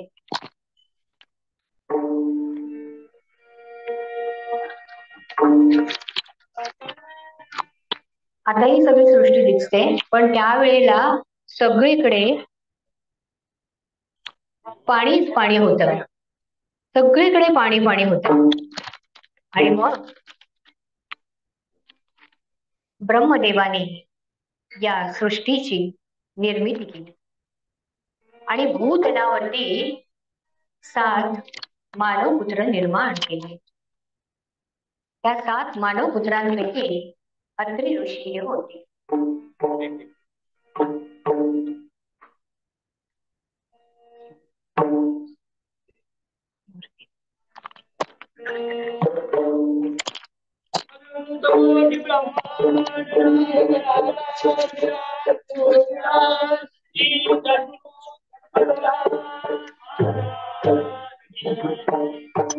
श्री गुरुदेव दत्त. 7 मानवपुत्र निर्माण केले ब्रह्मदेवाने आणि त्याच्यातीलच एक अत्रि ऋषी होते. अत्रि ऋषी सत्व, रज, तम या तिन्ही गुणांवर त्यांनी विजय मिळवला होता. कठोर तपस्या केली होती. ते तेज त्यांच्या चेहऱ्यावर झळकत होत आणि त्यांना साजेशी अशी त्यांची भार्या होती. सती अनसुया पतिव्रता, महान पतिव्रता स्त्री होती. अनसुयाप्रमाणेच होती बरं. कुठल्याही प्रकारची असूया नाही, राग नाही, द्वेष नाही, लोभ नाही, मत्सर नाही. सगळ्यांशी प्रेमाने वागायची. घरात आलेले जे अतिथी असतात त्यांचं आदरातिथ्य करायची. अशी ही सती अनसुया आणि अत्रि मुनी यांचा संसार चालू होता. शरयू नदीच्या किनाऱ्यावरती त्यांचं आश्रम होत आणि या आश्रमाभोवती मंगलमय, निसर्गरम्य, नयनरम्य असं वातावरण होतं. त्या वातावरणामध्ये हरणं होती, त्यांची पाडसं होती, ससे होते, छोटी छोटी बाळं होती सगळ्यांची, अनेक प्राणी होते, बऱ्याच प्रकारचे पक्षी तिथे होते. त्यांचा किलबिलाट सुरू होता. अशा मंगलमय, प्रेममय वातावरणामध्ये अत्रि मुनी आणि अनसुया यांचा संसार चालू होता. आणि एक दिवशी नारद मुनींची स्वारी तिथे आलेली आहे. आपली मधुर वीणा वाजवतायत. नारायण नारायण नारायण. अत्रि मुनींच्या अंगणात आलेले आहेत. त्यावेळी अत्रि मुनी साधनेला बसलेले होते, म्हणून अनसुयाच पुढे आली आणि तिने त्यांचं स्वागत केलं. बसायला आसन दिलं, थंडगार प्यायला पाणी दिलं. गप्पा गोष्टी झाल्या. आपल्या घरात पण पाहुणे आले की आपण चौकशी करतो, तशा प्रकारची सगळी चौकशी झाली. मग नारद मुनी निघाले घरी जायला. अनसुया म्हणते, महर्षी दुपारची वेळ झालेली आहे, मी काही तुम्हाला भोजन केल्याशिवाय सोडणार नाही. भोजन तुम्ही करायलाच पाहिजे. तिचा तो प्रेमळ आग्रह पाहून नारद मुनींना आनंद झाला आणि त्याने ठरवलं की या अनसुयेची आपणच परीक्षा घ्यायची. अनसुयेला म्हणतात, अनसुया मी काही परांता भोजन करत नाही बरं. माझ्या जवळीत जे काय असेल ते तुला शिजवून वाढावं लागेल. अनसुया म्हणाली, हो महर्षी, तुम्ही सांगाल तसंच मी करेन बरं. तुम्हाला हवं तसं भोजन करेन. तुम्ही स्नान करून या, मी गरम गरम स्वयंपाक करेन नंतर आल्यावर. आणि त्याच वेळेला अत्रि मुनींची पण साधना संपलेली होती. अत्रि मुनी बाहेर आलेले आहेत. नारद मुनी आणि अत्रि मुनी दोघेही नदीवरती स्नानाकरिता गेलेले आहेत. बराच वेळ होतो पण यांचा काही पत्ताच नाही. अनसुया म्हणते, अरे मी येणार कधी, मी भोजन करणार कधी, त्यांना भोजन वाढणार कसं कधी. ती आपली वाट बघते, यांचा काही पत्ता नाही. आणि नारदाने मुद्दामच आंघोळ करायला वेळ केला बरं. आंघोळ झाल्यानंतर त्यांनी काय केलं माहितीये का, नदीवरती जे धोंडे दगड वाळू असते की नाही, ते त्यांनी त्या झोळीमध्ये भरून ठेवले आणि आले घरी. अनसुयेला म्हणतात, अनसुया ही घे झोळी, त्याच्यामध्ये जे काही आहे ते लवकर लवकर शिजव बरं, मला फार भूक लागलेली आहे. तू लवकर शिजव अन्न, मी इथे बघतो वाट. अनसुया म्हणते, ठीक आहे महर्षी, मी आत्ता करते बरं स्वयंपाक. घरात जाते, ती झोळी घेऊन झोळी उघडून बघते तर काय, रेती व दगड धोंडे. आता ह्याचा मी स्वयंपाक तरी कसा बनवू. ती मनाने जाणते, अंतर्मनाने जाणते, ती पण महान पतिव्रता असते. संपूर्ण जगभरामध्ये तिची कीर्ती व्यापून उरलेली असते. कारण संपूर्ण विश्वाला हलवणारी ही अनसुया, तिची कीर्ती जगभरात असते. सूर्य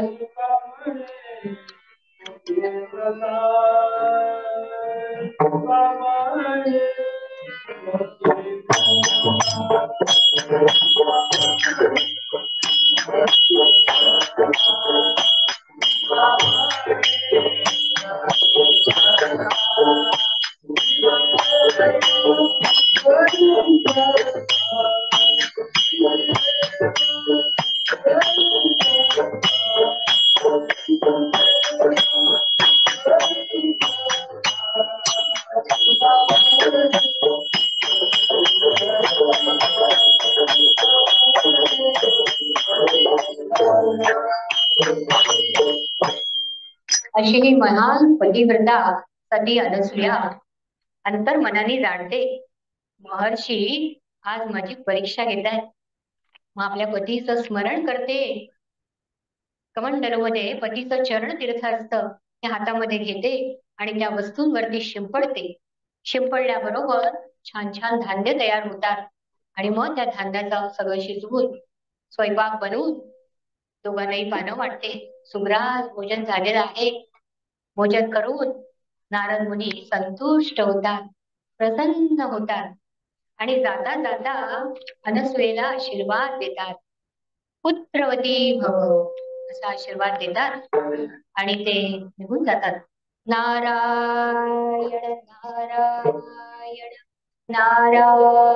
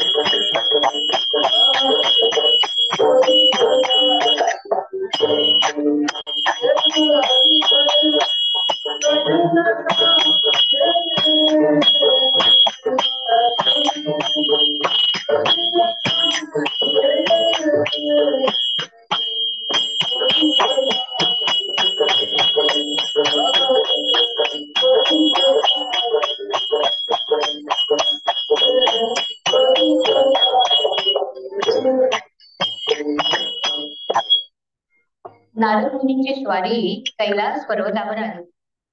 सगळे देव ब्रह्मा विष्णू महेश तिन्ही त्यांच्या पत्नी सगळे ते उपस्थित असतात कैलास पर्वतावर.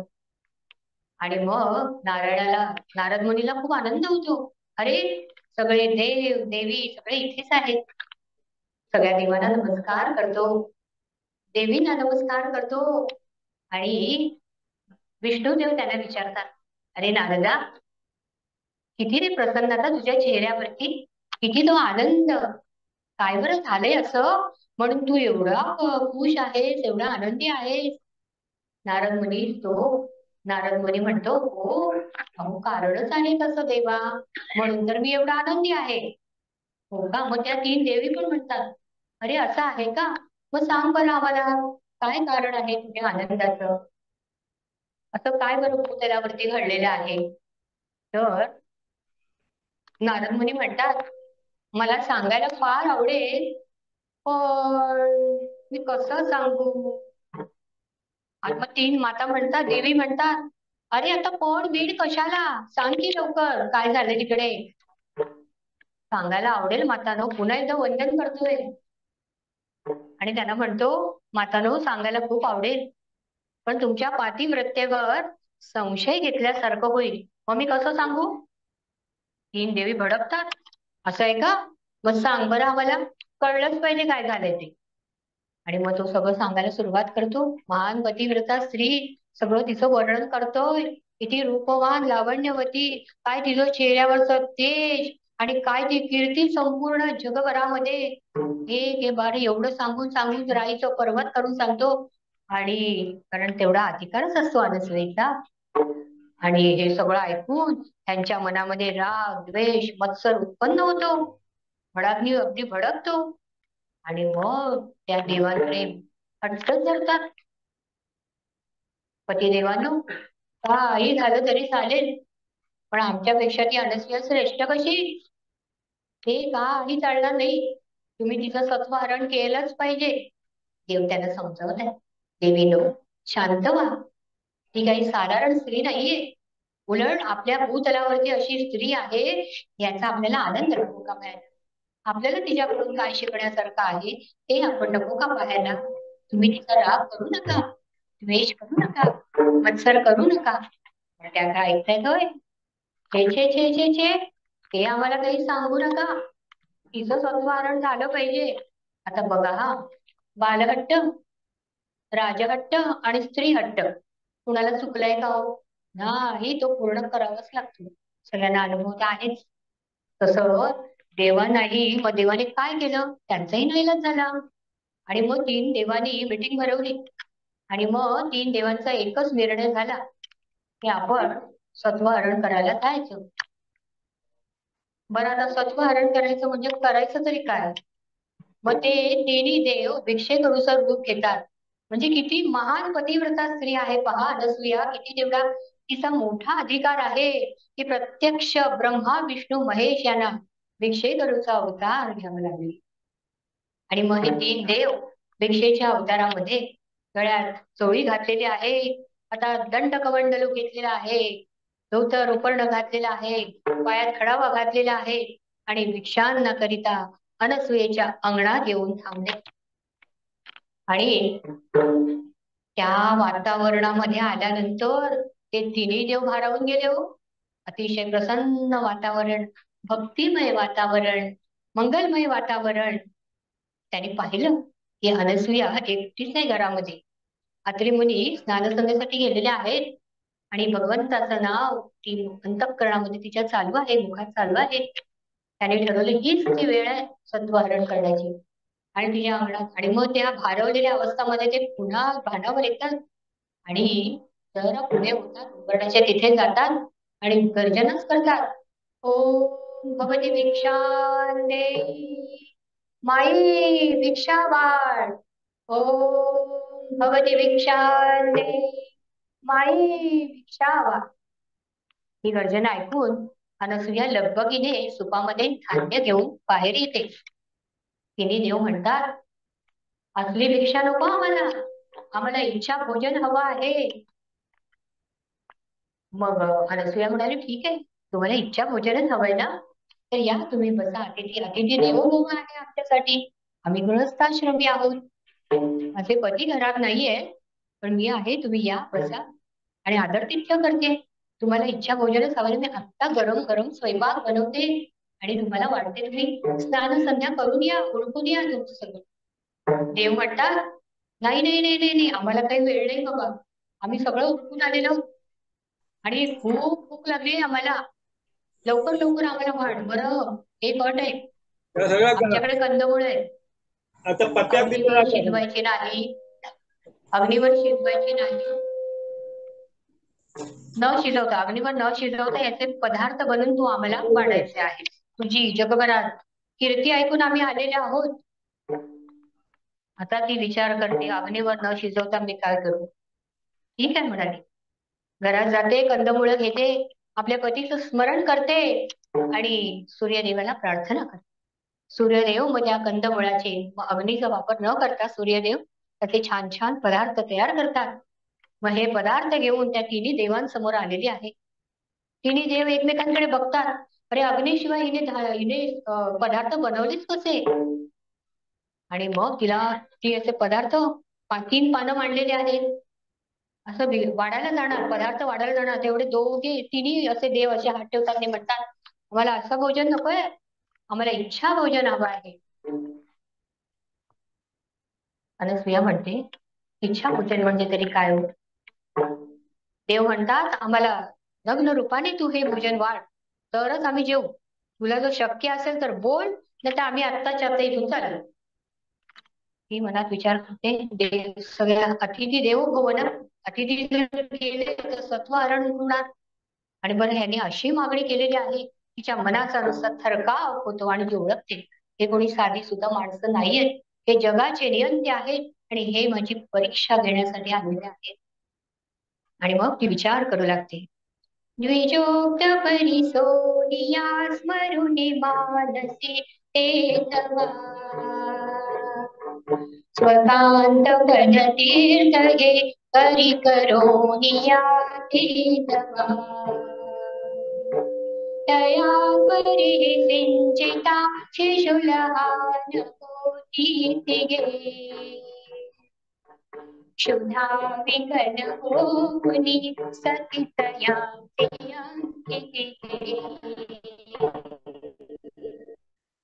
विचार करते, हे तिन्ही देव काय, हे तिन्ही काय अतिथी जे आलेले आहेत ती साधी सुद्धा माणसं नाहीये.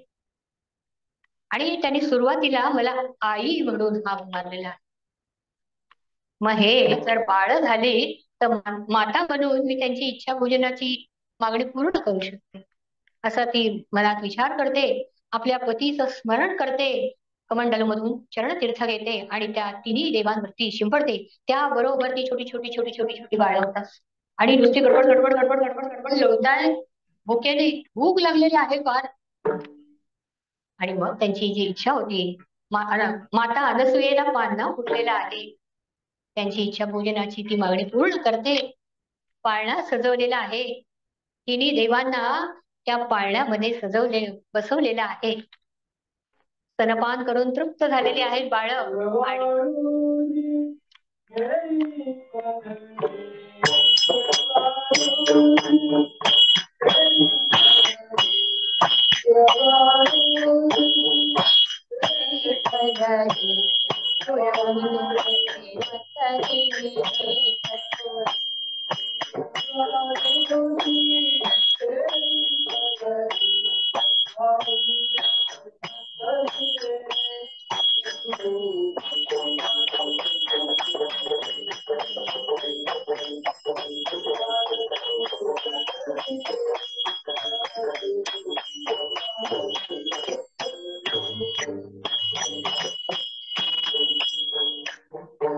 छोटी छोटी बाळ झालेली आहेत, पाळणा सजलेला आहे, तिन्ही बाळ झोपलेली आहेत.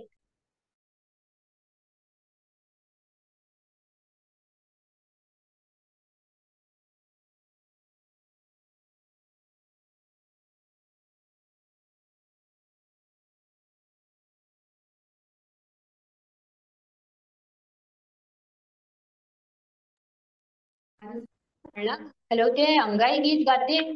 अनसुयेला म्हणतात, थांब थांब थांब अनसुया, रिकामा पाळणा हलवू नये. अनसुया म्हणते, अहो स्वामी, रिकामा का बरं? बघा, तीन तीन बाळं आहेत आपल्याकडे. मग येतात अत्रे मुनी बघतात आणि त्यांच्या डोळ्यात पाणी सुटतं. अनसुयेला म्हणतात, अनसुया, तू फार भाग्यवान आहेस ग. साक्षात ब्रह्मा विष्णू महेश तुझ्या घरात प्रकट झालेले आहेत आणि त्यांची तू माता झालेली आहे. ते आपल्या पत्नीचं गौरव करतायत आणि दोघेही जण त्या देवा बाळांचं संगोपन करण्यामध्ये दिवस घालवतायत. इकडे या तिन्ही देवी विचार करतात, आपले पती गेलेले आहेत सत्व हरण करायला, अजून त्यांचा पत्ता नाही. ते आपले चिंताग्रस्त होतात तिघी जणी. आणि त्याच वेळेला नारद मुनींची स्वारी तिथे आलेली आहे. नारायण नारायण नारायण. तिघी जणी म्हणतात, अहो नारद मुनी, आमचे पती गेले सती अनसुयेचा सत्व हरण करायला, अजून काही ते परत आले नाही.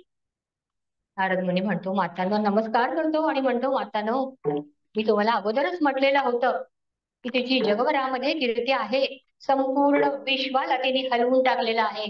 तुम्ही काही तिची परीक्षा घेण्याच्या भानगडीत पडू नका. पण तुम्ही काही माझं ऐकलं नाही. आता मी काय करू? आता ते तिन्ही बाळ झाले, आता काय करायचं? तरी पण काय यांचं अहंकार जातोय का तिन्ही देवींचा? नाही. नारद मुनीला म्हणतात, असं कसं आमची बाळ झाली? आम्ही आत्ताच्या आत्ता आणू बरं त्यांना. चला चला चला, आम्हाला तिकडे घेऊन चला. नारद मुनी म्हणतात, चला मातांनो. नारद मुनी पुढे, तिन्ही देवी मागे आहे. नारायण नारायण नारायण. अत्रे मुनींच्या अंगणात आलेले आहेत. त्या भारावलेल्या वातावरणामध्ये ते चौघही जण भारावून जातात, आनंदीमय होतात, प्रेममय होतात. त्यांना आपण कशासाठी आलेलो आहोत याचाही विसर पडतो. आणि थोड्या वेळाने भानावर येतात. अनसुया येते बाहेर, लगबगीने त्यांचा आदर नित्य करते. या तिन्ही देवी म्हणतात, अनसुये, आम्ही काय तुझं आदरातिथ्य करून घ्यायला आलो नाही बरं इथे. आमचे पती कुठे ते पहिले आणून दाखव. लगबगीने अनसूया आतमध्ये जाते. तिन्ही बाळांना त्या देवीच्या समोर आणून ठेवते आणि म्हणते, मातानो बघा तुमचे कुठले पती आहेत ते तुम्हीच बघा. मला काही ओळखता येणार नाही. मी अज्ञानी आहे. झालं. आणि अनसूया आपल्या पतीच्या बाजूला जाऊन उभी राहते. त्या तिन्ही तिन्ही देवींचं सगळं चालू होतं. पुढून बघतात, मागून बघतात, डोळे बघतात, हात बघतात, पाय बघतात. तिन्ही देव सारखेच. ओळखायचं कसं? कोण ब्रह्मा, कोण विष्णू, कोण महेश, कसं बरं ओळखायचं? एक म्हणते दुसरी, अगं तू बघ ग. दुसरी म्हणते तिसरीला, अगं तू बघ ग. मग असं सगळं चालतं त्यांचं. कोणी ओळखू शकत नाहीत त्यांचे पती कोण कोण आहेत ते. बरं, लक्ष्मीने जर दुसरा कोणाला तरी उचललं तर तिची फजिती नाही का होणार? थोडी पुढे जात नाही. ती जणी मग शेवटी अनसूयेला शरण येतात आणि म्हणतात, अनसूये, डोळ्यातून पाणी आलेलं आहे. अनसूयेला म्हणतात, अनसूये, आम्ही चुकलो. आम्ही तुझ्यावर राग केला, मत्सर केला. आम्ही उलट तुझं कौतुक करायला पाहिजे होतं. आम्ही तुझ्याकडून काही शिकता येईल का हे पाहायला हवं होतं. आमचं चुकलं बरं.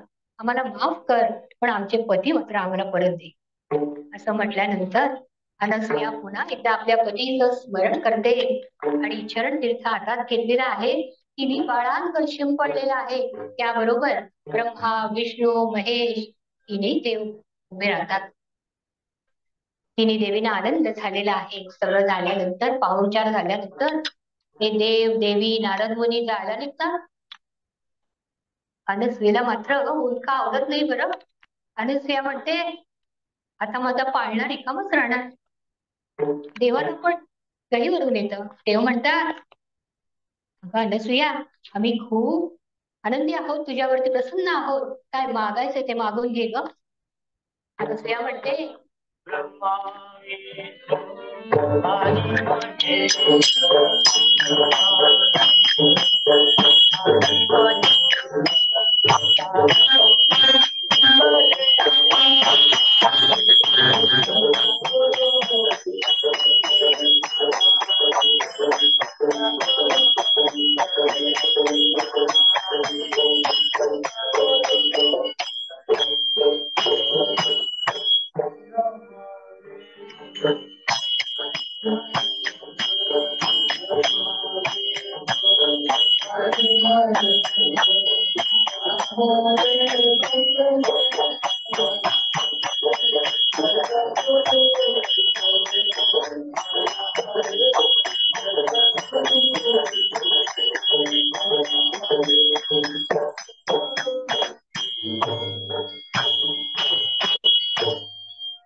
आणि तिन्ही देव अनसूयेला आशीर्वाद देतात. अनसूये, आम्ही तिघही तुझ्या पोटी जन्म घेऊ. मग पुढे ब्रह्माचं रूपात चंद्र म्हणजे सोमांचा जन्म झाला. विष्णूच्या रूपात दत्तात्रयांचा जन्म झाला आणि महेशाच्या रूपामध्ये दुर्वास ऋषीमुनींचा जन्म झाला. आणि पहिली वचनपूर्ती झाली ती शंकर देवांची. पहिला जन्म हा दुर्वास ऋषींचा झालेला आहे. आणि 3 महिन्याचं बाळ झाले. सती अनसूया, माता अनसूया पुन्हा एकदा गर्भवती राहते. आणि या वेळेला साक्षात विष्णुदेवांची वचनपूर्ती असते बरं. गर्भ दिवसामागून दिवसाने वाढत चाललेला आहे. जसं गर्भ वाढत चाललेला आहे तसं वातावरणामध्ये बदल होत चाललेला आहे. आनंदाचे दिवस, पहिलंच त्या वातावरणामध्ये मंगलमय, प्रसन्नमय हे सगळं असतंच, पण आता ते अधिक वाढायला लागले.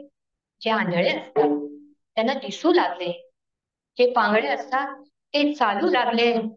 ज्या महिला बरेच वर्ष गर्भवती नव्हत्या त्या महिला गर्भवती राहायला लागलेल्या आहेत. ज्या गायी दूध देत होत्या त्या जास्त दूध द्यायला लागलेल्या आहेत. फळांना जास्त बहर आलेला आहे. फुलं अगदी सुगंध सुगंध आणि सगळीकडे सुगंध दरवळतो आहे. आणि हा सगळा वातावरणातला बदल पाहून सामान्य लोक, चमत्कार हा कसा काय चमत्कार झाला बाबा असं ते विचार करायला लागतात. पण अत्रे मुनीने ओळखलं बरं. अत्रे मुनीने ओळखलं, साक्षात त्रिगुणात्मक परब्रह्म आता अवतरणार आहे. आणि म्हणून या सृष्टीमधला बदल झालेला आहे. आनंदी आनंद, सगळीकडे सुखाचा सुकाळ पडलेला आहे. दुःखाचा लवलेशही नाही हो.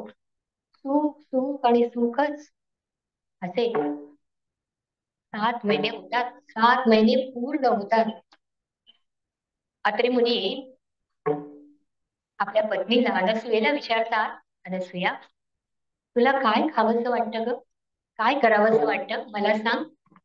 अनसूया म्हणते, स्वामी तुमच्या चरणाची सेवा करावीशी वाटते, वेदांत चर्चा करावीशी वाटते, सगळ्यांना दान धर्म करावंसं वाटतं, जप तप होम हवन करावंसं वाटतंय आणि सुग्रास भोजन करून सगळ्यांना जेवण घालावंसं वाटतंय, खाऊ घालावंसं वाटतंय. अत्रे मुनींना अतिशय आनंद झाला ही सगळी इच्छा ऐकून. आणि मग अत्रे मुनींनी शुभ मुहूर्त पाहिला आणि सगळ्या ऋषी मुनींना, त्यांच्या पत्नींना, त्यांच्या मुलाबाळांना बोलावलं आणि तिच्या भोजन घातलं, जप तप होम हवन झालं. आणि स्वेने स्वतः सुग्रास भोजन बनवून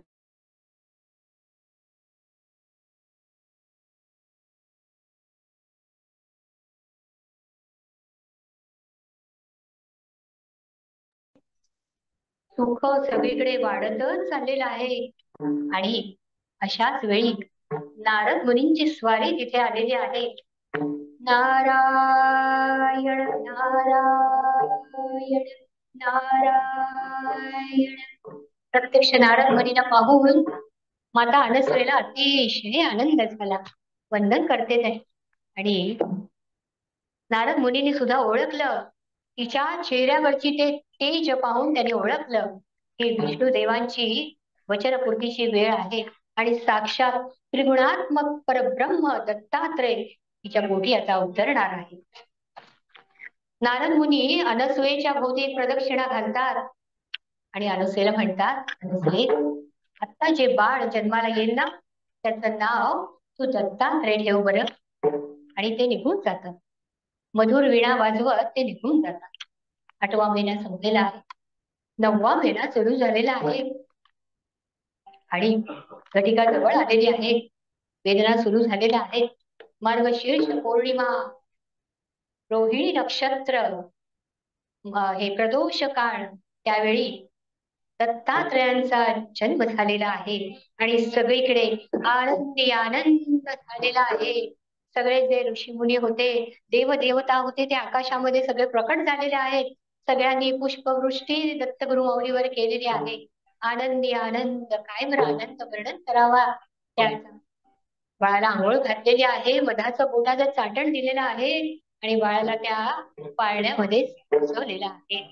आनंदी आनंद सगळ्यांच्या हृदयामध्ये दत्त दत्त दत्त भरलेला आहे. दत्त हृदयी दत्त नांदतो,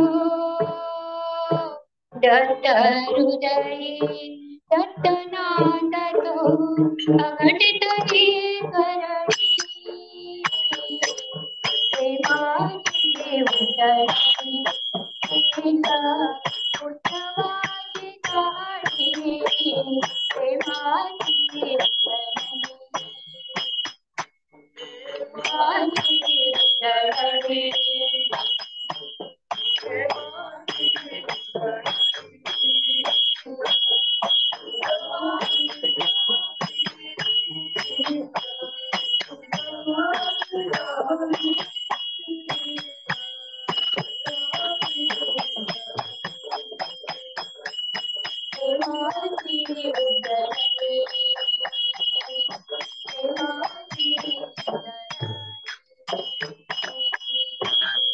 अशा प्रकारे दत्तगुरूंचा जन्म झालेला आहे. म्हणून आपण मार्गशीर्ष पौर्णिमेला प्रदोष काळामध्ये दत्त जन्मोत्सव साजरा करतो. आता आपल्याकडेही थोड्या वेळाने दत्त जन्मोत्सव साजरा होईल, त्याचा आनंद आपण सर्वांनी घेऊया. आता आपण दत्तगुरूंचा, दत्त जन्माला आलेत ना, तर मग आपण आता जय जयकार केलाच पाहिजे. सगळ्यांनी टाळी वाजवायची आहे आणि मुखाने बोलायचं आहे, जय दत्तगुरु जय. जय दत्तगुरु जय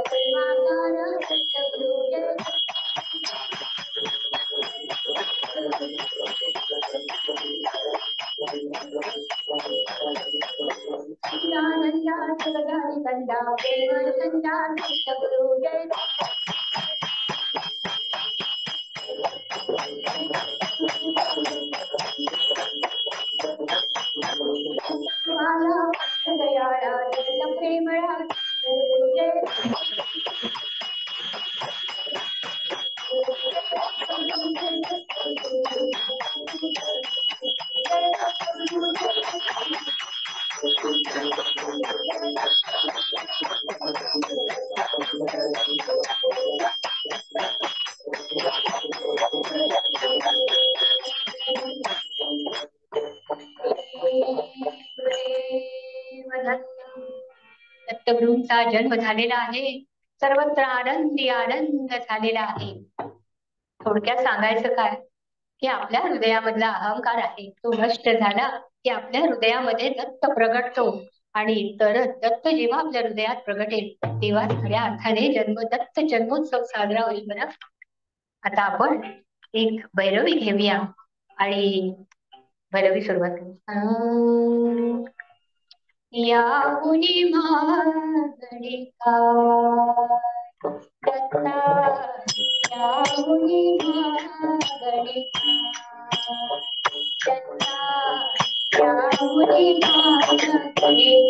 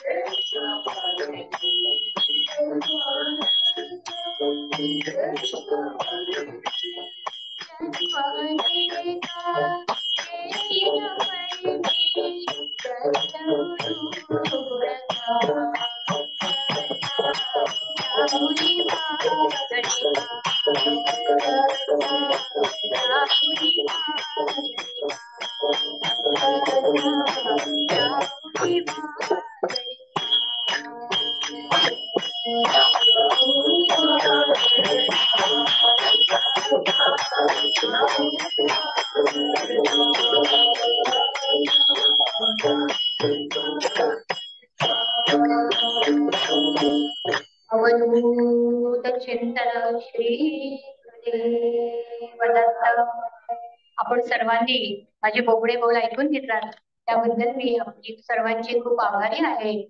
आणि सर्वात विशेष सांगायचं म्हणजे या कीर्तनाची सगळी तयारी आपले मधु मामा, अरुंधती ताई आणि बकुल दादा यांनी करून घेतले. बरं, माझं यात काही नाही. आणि सगळी ही सद्गुरु सेवा, कीर्तन सेवा संत माऊलीच्या चरणी मी समर्पित करते. आपण आता आरती घेऊया. आरती अवधूता, आरती अवधूता, आरती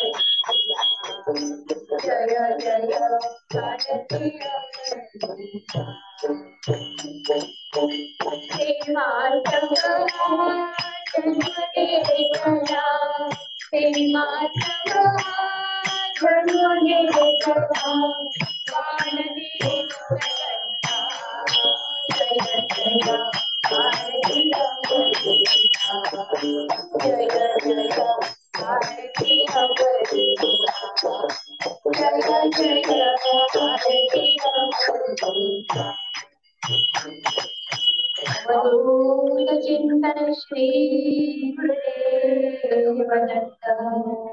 थोड्या वेळासाठी लाईट गेली होती पण आपण सगळ्यांनी मला सांभाळून घेतलं त्याबद्दल मी आपले सर्वांची आभारी आहे. पेटीवरती आपले मेस्त्री काका बसलेले आहेत त्यांची मी आभारी आहे. भाई आपले ढोलकीवर बसलेले आहेत त्यांची मी आभारी आहे. आणि एक तारीवरती आपले मधु मामा आहेत त्यांची मी आभारी आहे. सर्वांची आभारी आहे. असंच प्रेम आणि आशीर्वाद अखंड या बाळावर राहू दे हीच आपण सर्वांच्या चरणी नम्र प्रार्थना. संत माऊलीच्या चरणी नम्र प्रार्थना. गुरु चरण प्रतापे पुण्यवापे दळानी त्रिभुवनी समतीर्थे ज्ञानगंगे विहारी शुभ अशुभ पाहता भावना राम झाली निशिदिनी गुरुराया गुणमती तुझी अवधूत चिंतन श्री गुरुदेव दत्त. आपण सगळे जय दत्त गुरु म्हणूया आधी. जय दत्त गुरु, जय दत्त गुरु, जय दत्त गुरु.